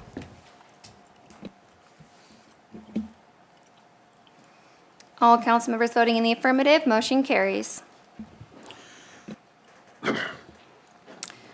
So for this fund, what I would need is a motion to recommend forwarding the engineering budget with advancing the full balance of the compensation study fund contingent upon formal approval of the compensation study implementation, approving a 2% COLA, approving a 0% pension increase, eliminating the training for a project engineer, adding $2,000 for tuition student loan reimbursement, reducing the cost of a CAD computer by $750, reducing the cost of a laptop tablet by $750, and decreasing the cost of consultant services by $20,000. I'll make a motion to move the engineering forward. Second. We have a motion and second. Any discussion? Seeing none, please vote. All council members voting in the affirmative, motion carries. All right, on to item number 9, recommendation of the street budget. This item was tabled at the July 22nd, 2025 budget review work session meeting. I'll make a motion to remove the street budget from the table. Second. Motion second, please vote. All council members voting in the affirmative, motion carries. So for this streets budget, what I would need is a motion to recommend forwarding the engineering budget by advancing the full balance of the compensation study fund contingent upon formal approval of the compensation study implementation, approving a 2% COLA, approving a 0% pension increase, and decreasing building updates by $20,000 and removing a seasonal street worker position. I'll make the motion. Second. Motion and second, any discussion? Seeing none, please vote. All council members voting in the affirmative, motion carries. Right, on to item number 10, recommendation of the fleet budget. This item was tabled at the July 22nd, 2025 budget review work session meeting. Move for removal from the table. Second. Motion second, please vote. All council members voting in the affirmative, motion carries. For this budget, I need a motion to recommend forwarding the budget by advancing the full balance of the compensation study fund contingent upon formal approval of implementation, approving a 2% COLA, approving a 0% pension increase, and decreasing building updates by $5,000. I'll make a motion to approve the fleet budget as recommended. Motion second, any discussion? All right, seeing none, please vote. All council members voting in the affirmative, motion carries. On to item number 11, recommendation of the Parks and Recreation budget. This item was tabled at the July 22nd, 2025 budget review work session meeting. I'd move to remove from the tabling of that. Second. The motion is second, please vote.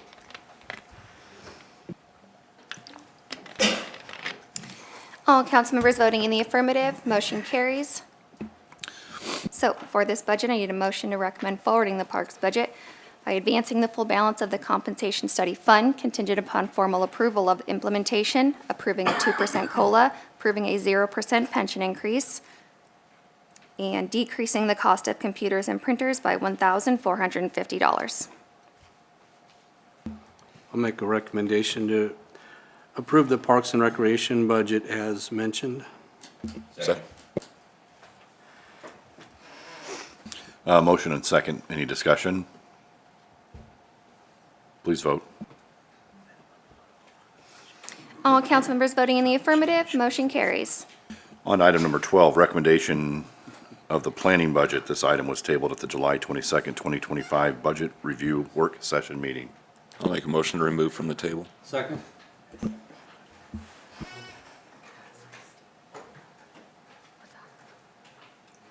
Sorry, we have motion and second, please vote.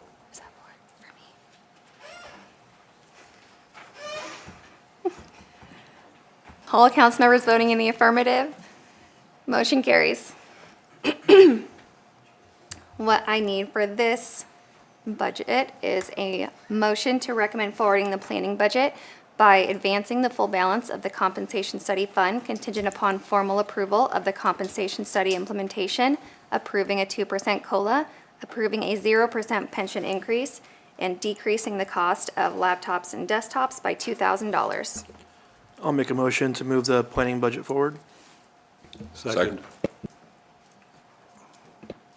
Motion second, any discussion? Seeing none, please vote.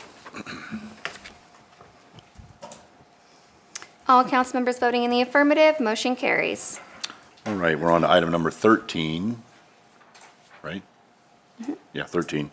Recommendation of the library budget. This item was tabled at the July 2025 budget review work session meeting. I'll make a motion to remove the library budget from the table. Second. Motion second, please vote. All council members voting in the affirmative, motion carries. For this budget, what I will need is a motion to recommend forwarding the library budget by advancing the full balance of the compensation study fund contingent upon formal approval of the comp study implementation, approving a 2% COLA, approving a 0% pension increase, and decreasing the cost of computers by $11,500. I'll make the motion to forward that. Second. Okay, we have a motion and a second. Any discussion? Please vote. All council members voting in the affirmative, motion carries. On item number 14, recommendation of the fire budget, this item was tabled at the July 22nd, 2025 Budget Review Work Session meeting. I'll make a motion to remove from the table.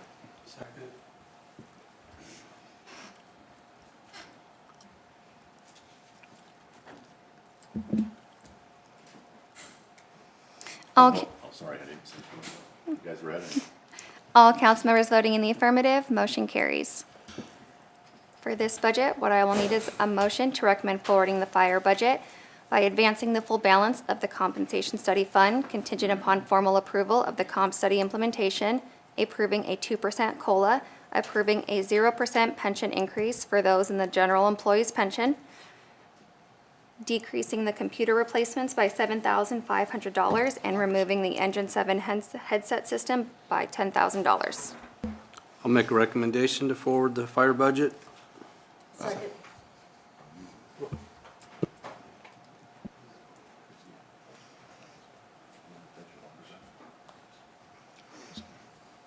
Mayor Council just wanted to come up and say thank you for some of the things you did this evening with the COLA. This cut sheet, and you've been told before, is cut 3 and 4, third and fourth rounds for most divisions. It just happens to be what you see, so it doesn't fully tell the story of how we got to where we are today. I know that our division had some changes this year, and I appreciate the support for adding staffing, and I very much appreciate, again, the COLA. It's a lot easier for us to take back good news that a COLA was raised back up where we think it should be, especially when you made all the cuts to different things that would help you better maintain building and grounds and equipment. So I appreciate that, and I also appreciate that you're willing to further consider the comp study with us being the largest part of that. I did have an opportunity to sit through that in great depth as far as what that meant and the internal equity that brings forth with our own people. And I would imagine that the division heads that were affected by that in other divisions also sat through that and feel the same way. So I appreciate that you're at least taking a look at that and digging deeper into the weeds. And if I can be of any assistance as to my take on that study and why I feel that way, I'm happy to help out. So thanks for your hard work on this difficult budget. Thank you. Any other discussion? Please vote. All council members voting in the affirmative, motion carries. On to item number 15, recommendation of Region 11 budget. This item was tabled at the July 22nd budget, 2025 budget review work session meeting. Jeez. I'll make a motion to remove Region 11 budget from the table. Second. Okay, we have a motion, a second. Please vote. Sorry about that. One more time. Okay, we got it.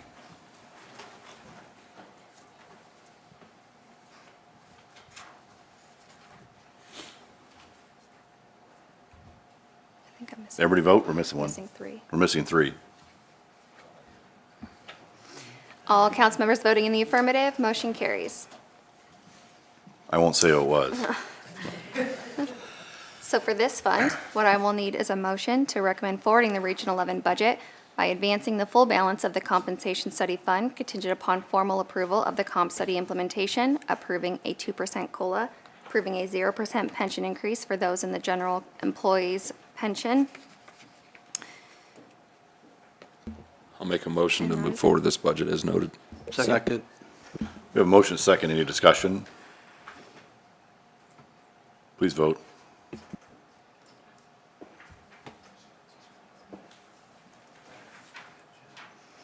All council members voting in the affirmative, motion carries.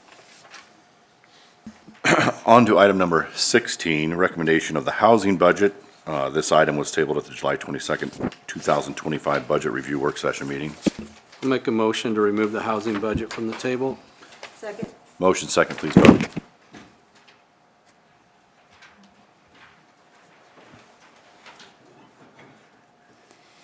All council members voting in the affirmative, motion carries. For this budget, what I will need is a motion to recommend forwarding the housing budget by advancing the full balance of the compensation study fund contingent upon formal approval of the comp study implementation, approving a 2% COLA, approving a 0% pension increase, adding $27,839 for the replacement costs of personnel for training, and decreasing costs for a PC by $500 and decreasing the cost of a housing study by $1,000. I'll make a motion. Second.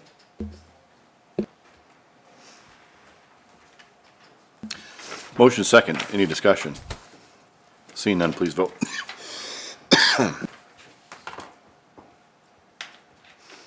All council members voting in the affirmative, motion carries. On to item number 17, recommendation of the police budget. This item was tabled on July 22nd, 2025, budget review work session. I move to remove from the table. Second. Motion is second, please vote.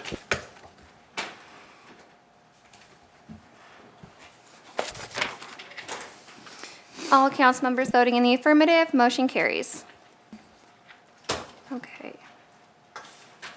For this fund, what I will need is a motion to recommend forwarding the police budget by advancing the full balance of the compensation study fund contingent upon formal approval of the comp study implementation, approving a 2% COLA, approving a 0% pension increase for those in the general employees pension plan, decreasing the cost of PCs by $500, decreasing the cost of tablets with docking stations by $2,250, decreasing the cost of laptops with docking stations by $750, and decreasing the transfer to dispatch by $20,000.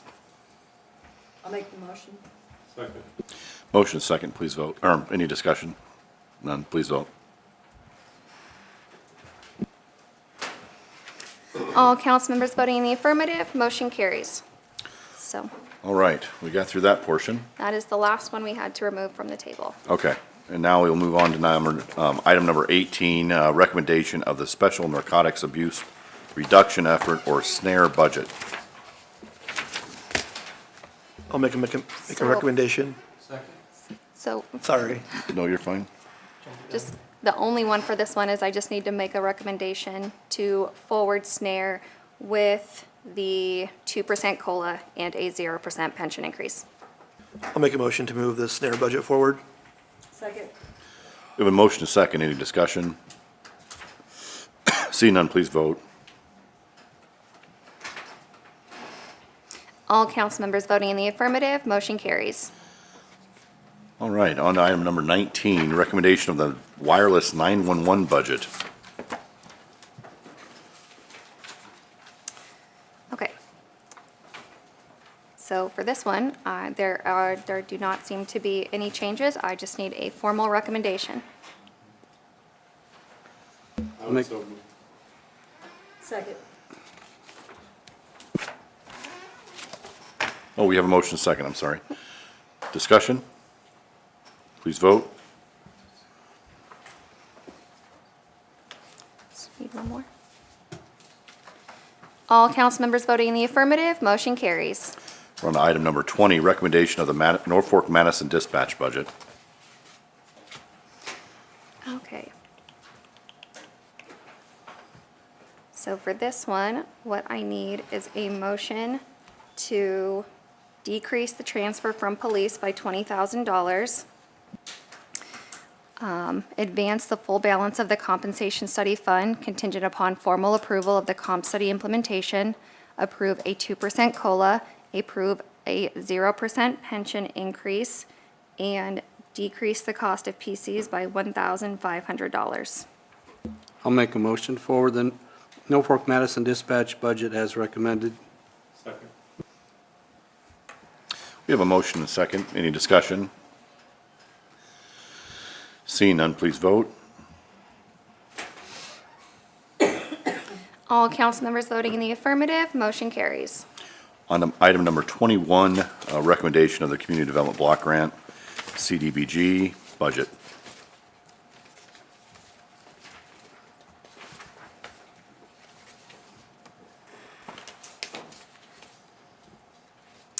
And for this one, I do not need any changes. I just need a formal recommendation to move this forward. I'll make a recommendation to move the CDBG budget forward. Second. We have a motion and a second. Any discussion? Please vote. All council members voting in the affirmative, motion carries.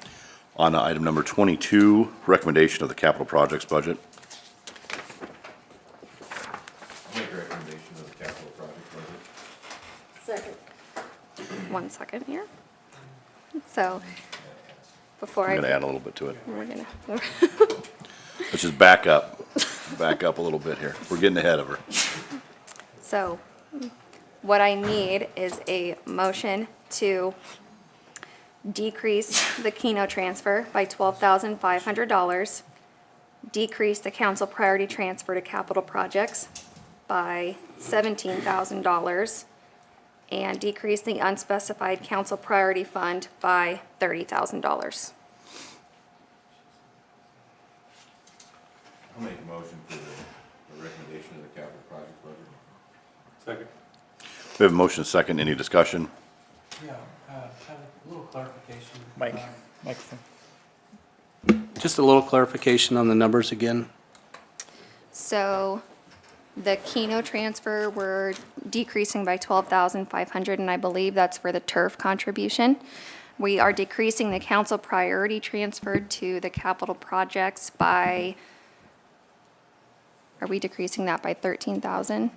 Or we're decreasing that by 17,000 for the 17,000. RRFBs? Yeah. And that's it, because we're funding those by the council, because we are funding those by council priorities within the streets budget, so we're lowering that transfer. That's correct. Does that make sense? So then that last number of the unspecified council priority, we would decrease that 17,000 also. And that's the 17 and the 13,000 for the chairs combined. Thank you. We want those chairs, don't you?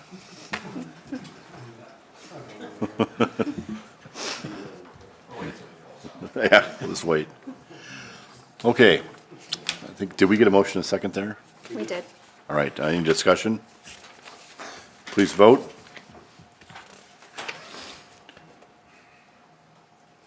All council members voting in the affirmative, motion carries. Okay, moving on to item number 23, recommendation of the ARP budget. For this one, I do not have any changes. I just need a formal recommendation. I'll make a recommendation to advance the ARP budget. Second. We have a motion and a second. Any discussion? Please vote. All council members voting in the affirmative, motion carries. All right, on to item number 24, recommendation of the City Highway Allocation Fund, or CHAF budget. Okay, let me see here. I don't know if there's any changes in this fund. And I do not see any changes in this fund. I just need a formal recommendation. So moved. Second. We have a motion and a second. Any discussion? Please vote.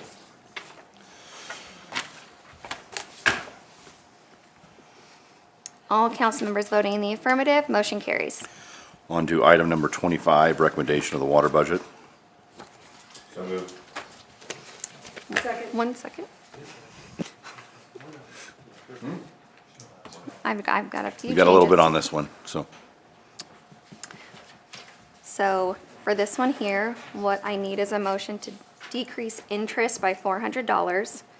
I need a motion to advance the full balance of the compensation study fund contingent upon formal approval of the compensation study implementation, approve a 2% COLA, approve a 0% pension increase. I need a decrease to system computer iOS 2 by $500. decrease the fund of the operator tablet with GTAC computer by $1,750. And then to move the payoff of Water District number 124 from account 89 to 69. So moved. Second. We have a motion and a second. Any discussion? Seeing none, please vote. All council members voting in the affirmative, motion carries. All right, we're on to item number 26, recommendation of the sewer budget, or sewer revenue budget. For this one, I just need a motion to decrease interest income $1,200. We have a motion and a second. Discussion? Seeing none, please vote.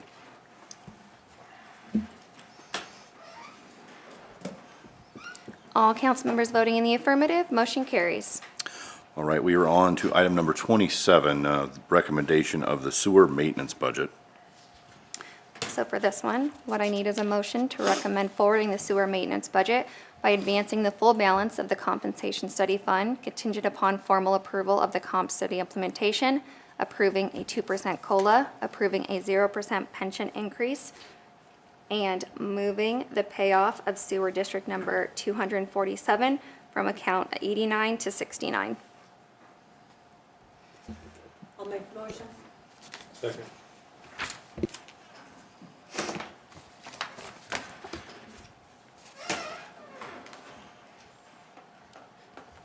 We have a motion and a second. Any discussion? Seeing none, please vote. All council members voting in the affirmative, motion carries. All right, we're on to item number 28, recommendation of the water pollution control budget. What I need for this one is a motion to recommend forwarding the WPC budget by advancing the full balance of the compensation study fund contingent upon formal approval of comp study implementation, approving a 2% COLA, approving a 2% pension increase, and decreasing the cost of PCs by $500. I'll make a motion to move the WPC budget forward. Second. We have a motion, second. Any discussion? So, Kathy, you said a 2% increase to the pension. on Yeah. this one. Okay, I thought I heard that. Yeah. Was I backwards? Yeah. Yeah. I apologize, I can restate that for the record. Yeah. Sorry, Let's I try wasn't water perfect pollution on that control one. So, I apologize. What I need is a motion to recommend forwarding the WPC budget by advancing the full balance of the compensation study fund contingent upon formal approval of comp study implementation, approving a 2% COLA, approving a 0% pension increase, and decreasing the cost of PCs by $500. I'll make a motion to move the WPC budget forward. Second. We have a motion and a second. Any discussion?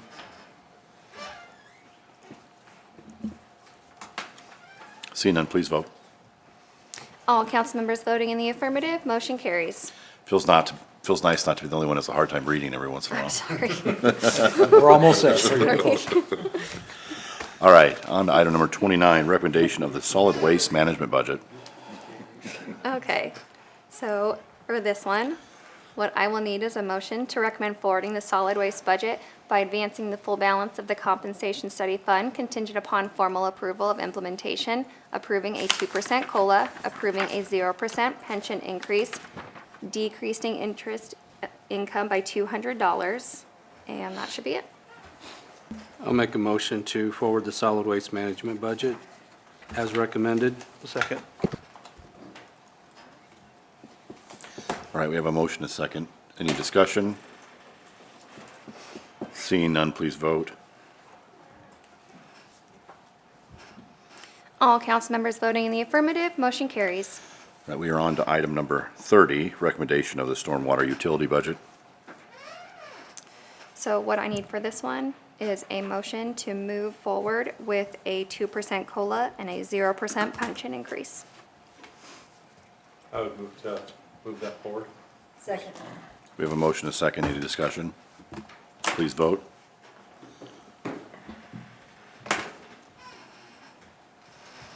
All council members voting in the affirmative, motion carries. All right, we are on to item number 31, recommendation of the debt service budget. Okay, and let me double check here. And there are no changes on this one, so I just need a formal recommendation. Make a recommendation to forward the debt service budget. Second. We have a motion and a second. Any discussion? Please vote. All council members voting in the affirmative, motion carries. All right, recommendation of the special assessment budget. There are no changes in this fund, so I just need a formal motion. I'll make a motion to move forward the special assessments budget. All right, we have a motion and a second. Please vote.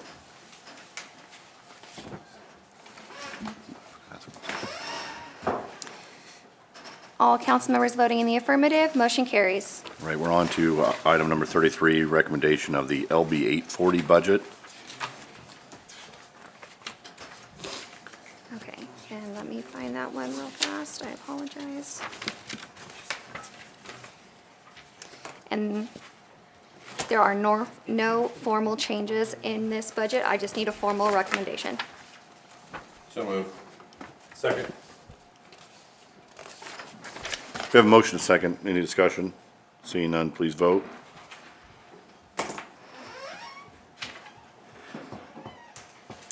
All council members voting in the affirmative, motion carries. All right, on to item number 34, recommendation of the economic development operation budget. Okay, and let me find that one real fast.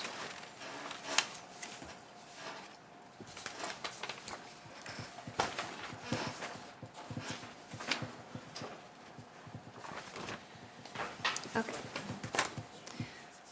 So for this one, what I will need is a formal recommendation to move forward by advancing the full balance of the compensation study fund contingent upon formal approval of comp study implementation, approving a 2% COLA, approving a 0% pension increase, decreasing interest income by $200, decreasing laptops and tablets by $1,500, and decreasing the retail recruitment consulting by $2,725. I move forward that. Second. We have a motion and a second. Any discussion? Seeing none, please vote. All council members voting in the affirmative, motion carries. All right, we are on to item number 35, recommendation of the vehicle parking district budget. Okay, and let me double check this one.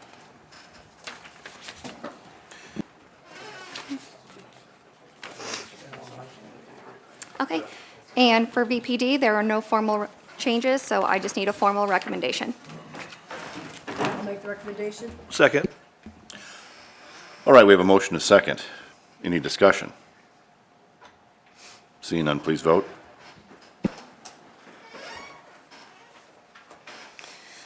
All council members present voting in the affirmative, motion carries. All right, before we move on to item number 36, which is the last one on our budget tonight, I'm going to have we're going to take a short break. So, be right back.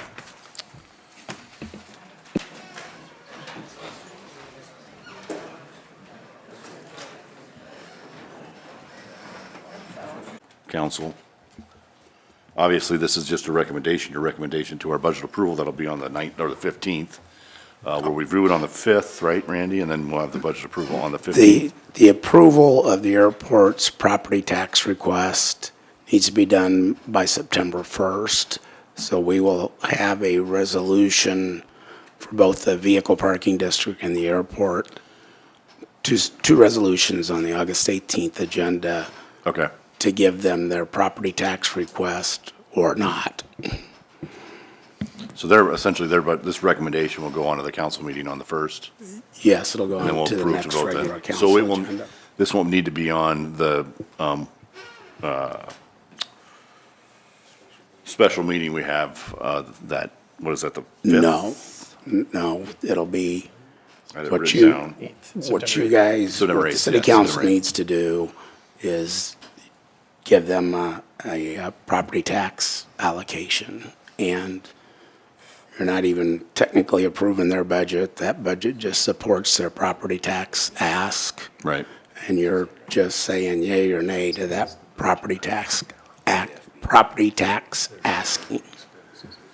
Okay, yeah, that's kind of what we're getting at here, so. We've got people here today. Do we have any discussion from anybody here? As we get ready to recommend this budget, are we gonna remove the FBO item number 1 for 4.5 million? Yeah, I think that, we're not gonna do anything. If we're not gonna do anything, Yes, we will move it to the 2026, 2027 year, and we'll put 250,000 in there, and we'll put 4,250,000 over in 2026, 2027. So that Okay. way, it straightens it all out and. That's great. All right, thank you. We've got somebody wants to come and ask some questions, so.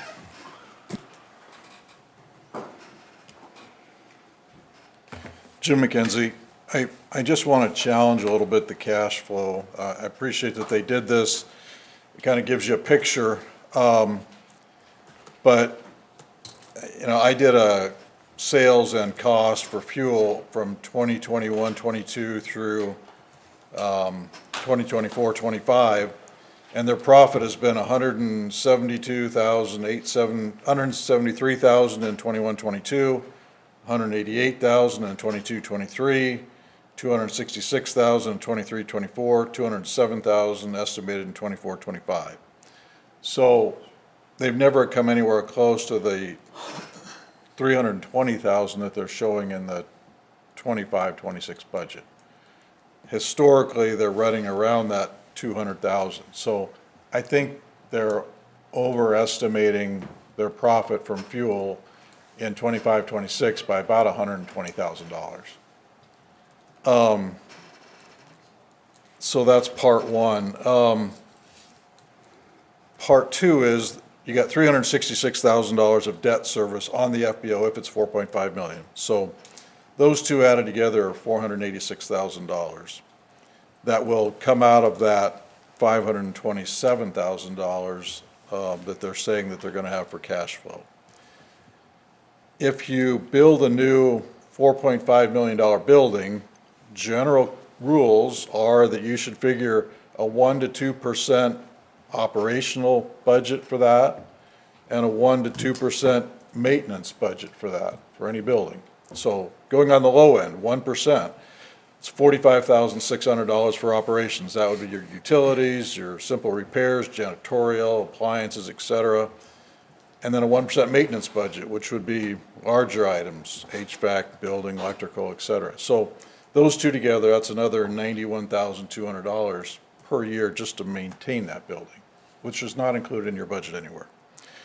So I think you got to add that to that $486,000, and now you're negative. So you're in the hole before you even start. Jim, what were your with the numbers? 4.5. I'm sorry. Yep, But go. what was that number you said for normal operating costs? 1% of your building costs. So if you got a $4.5 million building, 1% would be $45,600. Okay. Okay? And then 1% for operations and 1% for a maintenance budget, So we're talking 100,000. roughly, yeah. So you're already in the hole, 50K in the hole roughly. And when I look at the budget, I see from 21, 22, you had 196,000 for machinery and equipment. 22, 23, you had 176,000 for machinery and equipment. 23, 24, you had $209,000 for machinery and equipment. This year, you're saying nothing. If you're maxed out and you have no dollars left at all in your cash flow, or you're negative in your cash flow, you don't have a penny for any kind of machinery and equipment. You have nothing. So are we saying we're not going to have any machinery and equipment costs for the next 20 years when it looks like for 3 years in a row you had close to $200,000 a year? I don't think that's reasonably realistic. And then payments for infrastructure, which would be your 10% for any kind of infrastructure. Let's just say you had a $100,000 annual infrastructure cost that you're going to spend. We're going to spend almost, what is it, $1.3 million in 1 year for the runway improvements of the airport's portion. to say that you're not gonna have anything for 20 years in your budget is not realistic either. So even if you said 100,000, so pretty quickly, you're from being 50 grand in the hole, $200,000 for machinery costs per year, roughly 100,000 for infrastructure costs, you're at $350,000 a year that you're gonna have to come up with somewhere. Which would be a 44% increase to their $812,000 property tax request, roughly. So my point is, I don't think you can say that that $527,000 is realistic because it ignores that you have to buy equipment, it ignores that you have to pay for infrastructure costs. I would almost guarantee you if they spend $4.5 million, and it also ignores the operations maintenance of that building, I guarantee you they're gonna come back and ask for property tax increase because there's just no money for all those other things I just mentioned. That's what I wanted to talk about. Jim, with your numbers, I think this is might be one time that we really do agree. Building bridges tonight. You know, you dug into it way deeper than I did. And in looking at this and looking at the numbers, and I was writing numbers down where you were going, and we were in the same, we were close. I will give you this, but I guess I look at this, I look at our accounting department, which would be Randy and Sheila and their staff, but is this something that we should maybe think about bringing within the city instead of, and dissolving an airport authority? Would this make things simpler? I'm just gonna throw the question out there. It's up to you. I'm not asking for an answer tonight. But I think it's a discussion that maybe should be had. And I'll just finish, the FBO, he talked about multiple plans, and maybe there's a $2 million plan, I don't know, but when I look at the numbers, at a $4.5 million plan, I just don't see that we truly have the money because we're not factoring in all those other costs that we're certain to have at some point in time. But also, and you bring up a good point, but we have a staff, we have Steve and his staff that could, absolutely, they're a great resource, many times over. And we could utilize the staff that we already have. I agree 100%. If we were to bring something like this in-house. I agree 100%, yeah, yep. We got a lot of resources, so we should use them, that's what I think. The other thing is, it gives Justin the support he needs. It gives us kind of a front row seat to the developments out there. I couldn't agree more, so. I don't think it's fair to the airport authority or Justin to have to come here every year, and we're constantly, asking questions, not quite understanding. We're having proposals for FBOs, not quite understanding, and we can just never align or be on the same page when it comes to the airport. So, yeah, we have the resources in-house. We own the land out there. I think it's a natural transition. Thanks. Well, we just opened a whole can of worms tonight, didn't we? I think what's at hand right now, though, is them saying to us they're gonna move the bond to next year's fiscal, possibly put in $250,000 into this year. So, and with them coming back to us with bond approval, you're essentially, their budget works with what we're looking at. So, and then initially, we just have to approve their levy. They still have they still have elected officials that are representing their entity, so, but the discussion, I'm sure, with the statements made, will be moving forward into next year's fiscal. I'm sure as they're moving forward with their discussions, there will be, obviously, you've raised the question, it's not gonna go away. So we'll continue to have those questions and, looking into that, but tonight, it's really not on our agenda to have that conversation. Well, it was open discussion. Right, so I agree that was but it's not on tonight's agenda to have that discussion. Tonight's agenda is to look at their mill levy request and forward that on to our budget.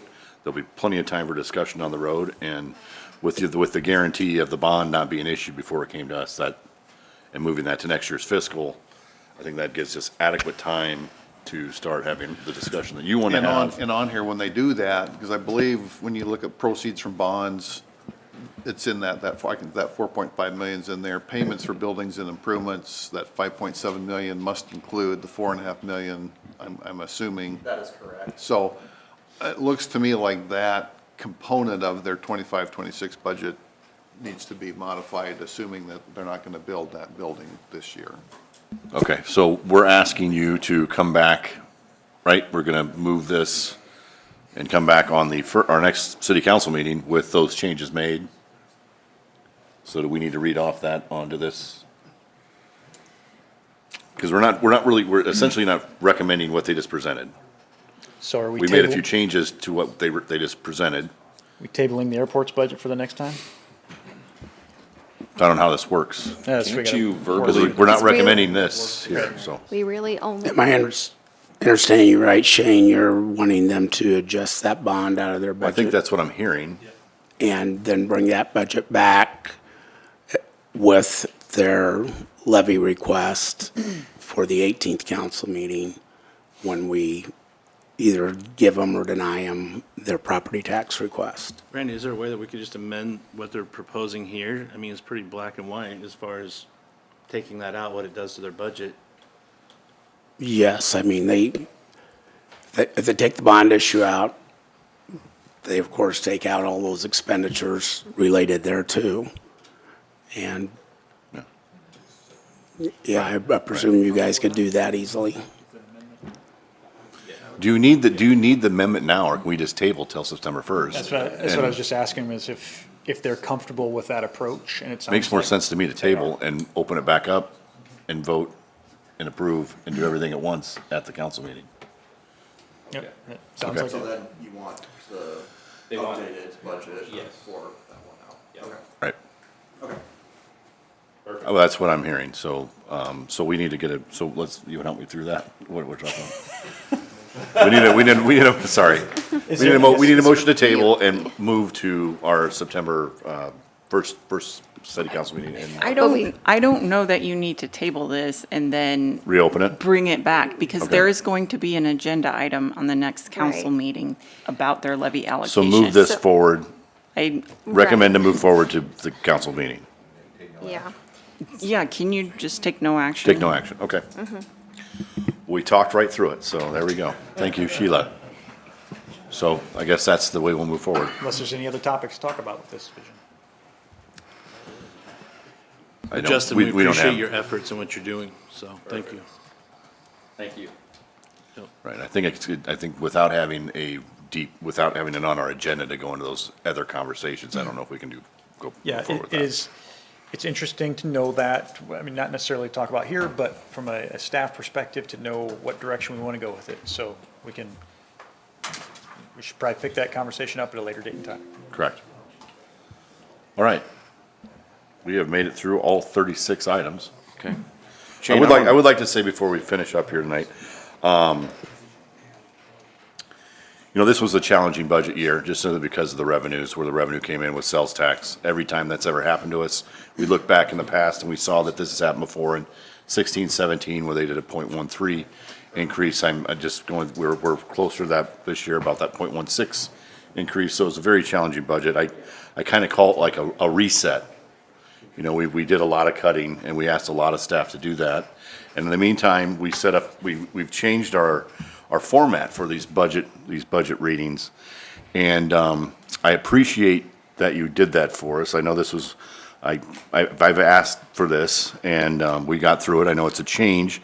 I know it was somewhat challenging for you and I know it was challenging for the overall staff for the city, because we sat up here and we debated on people's livelihoods, right? And so I know that can sometimes hurt morale moving forward.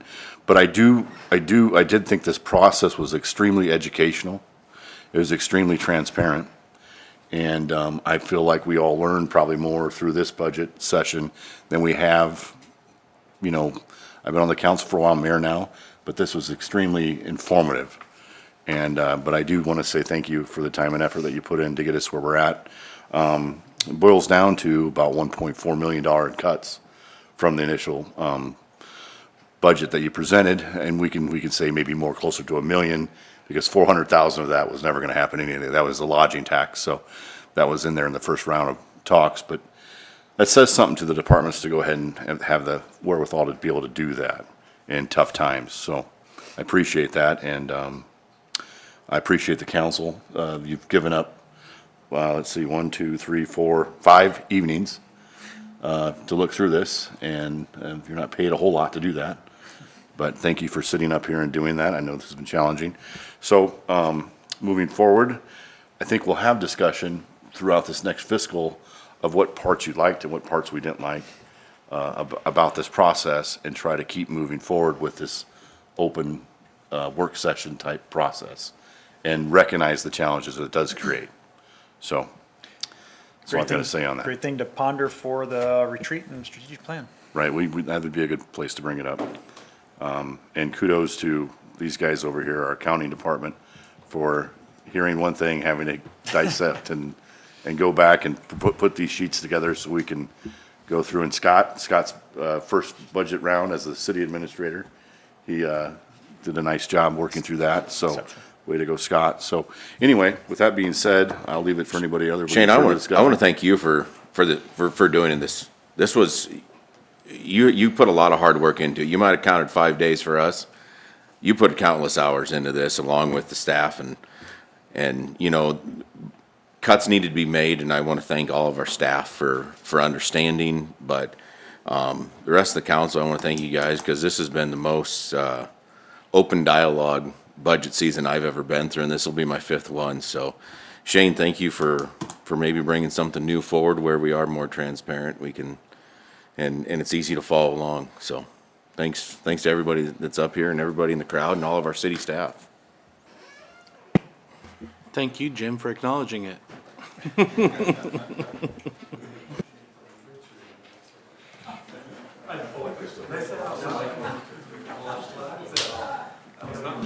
All right, with that being, what? No, we're not taking any action on that item. So with that being said, if there's anybody has anything else to say, any further discussion? Going once, twice? Adjourned.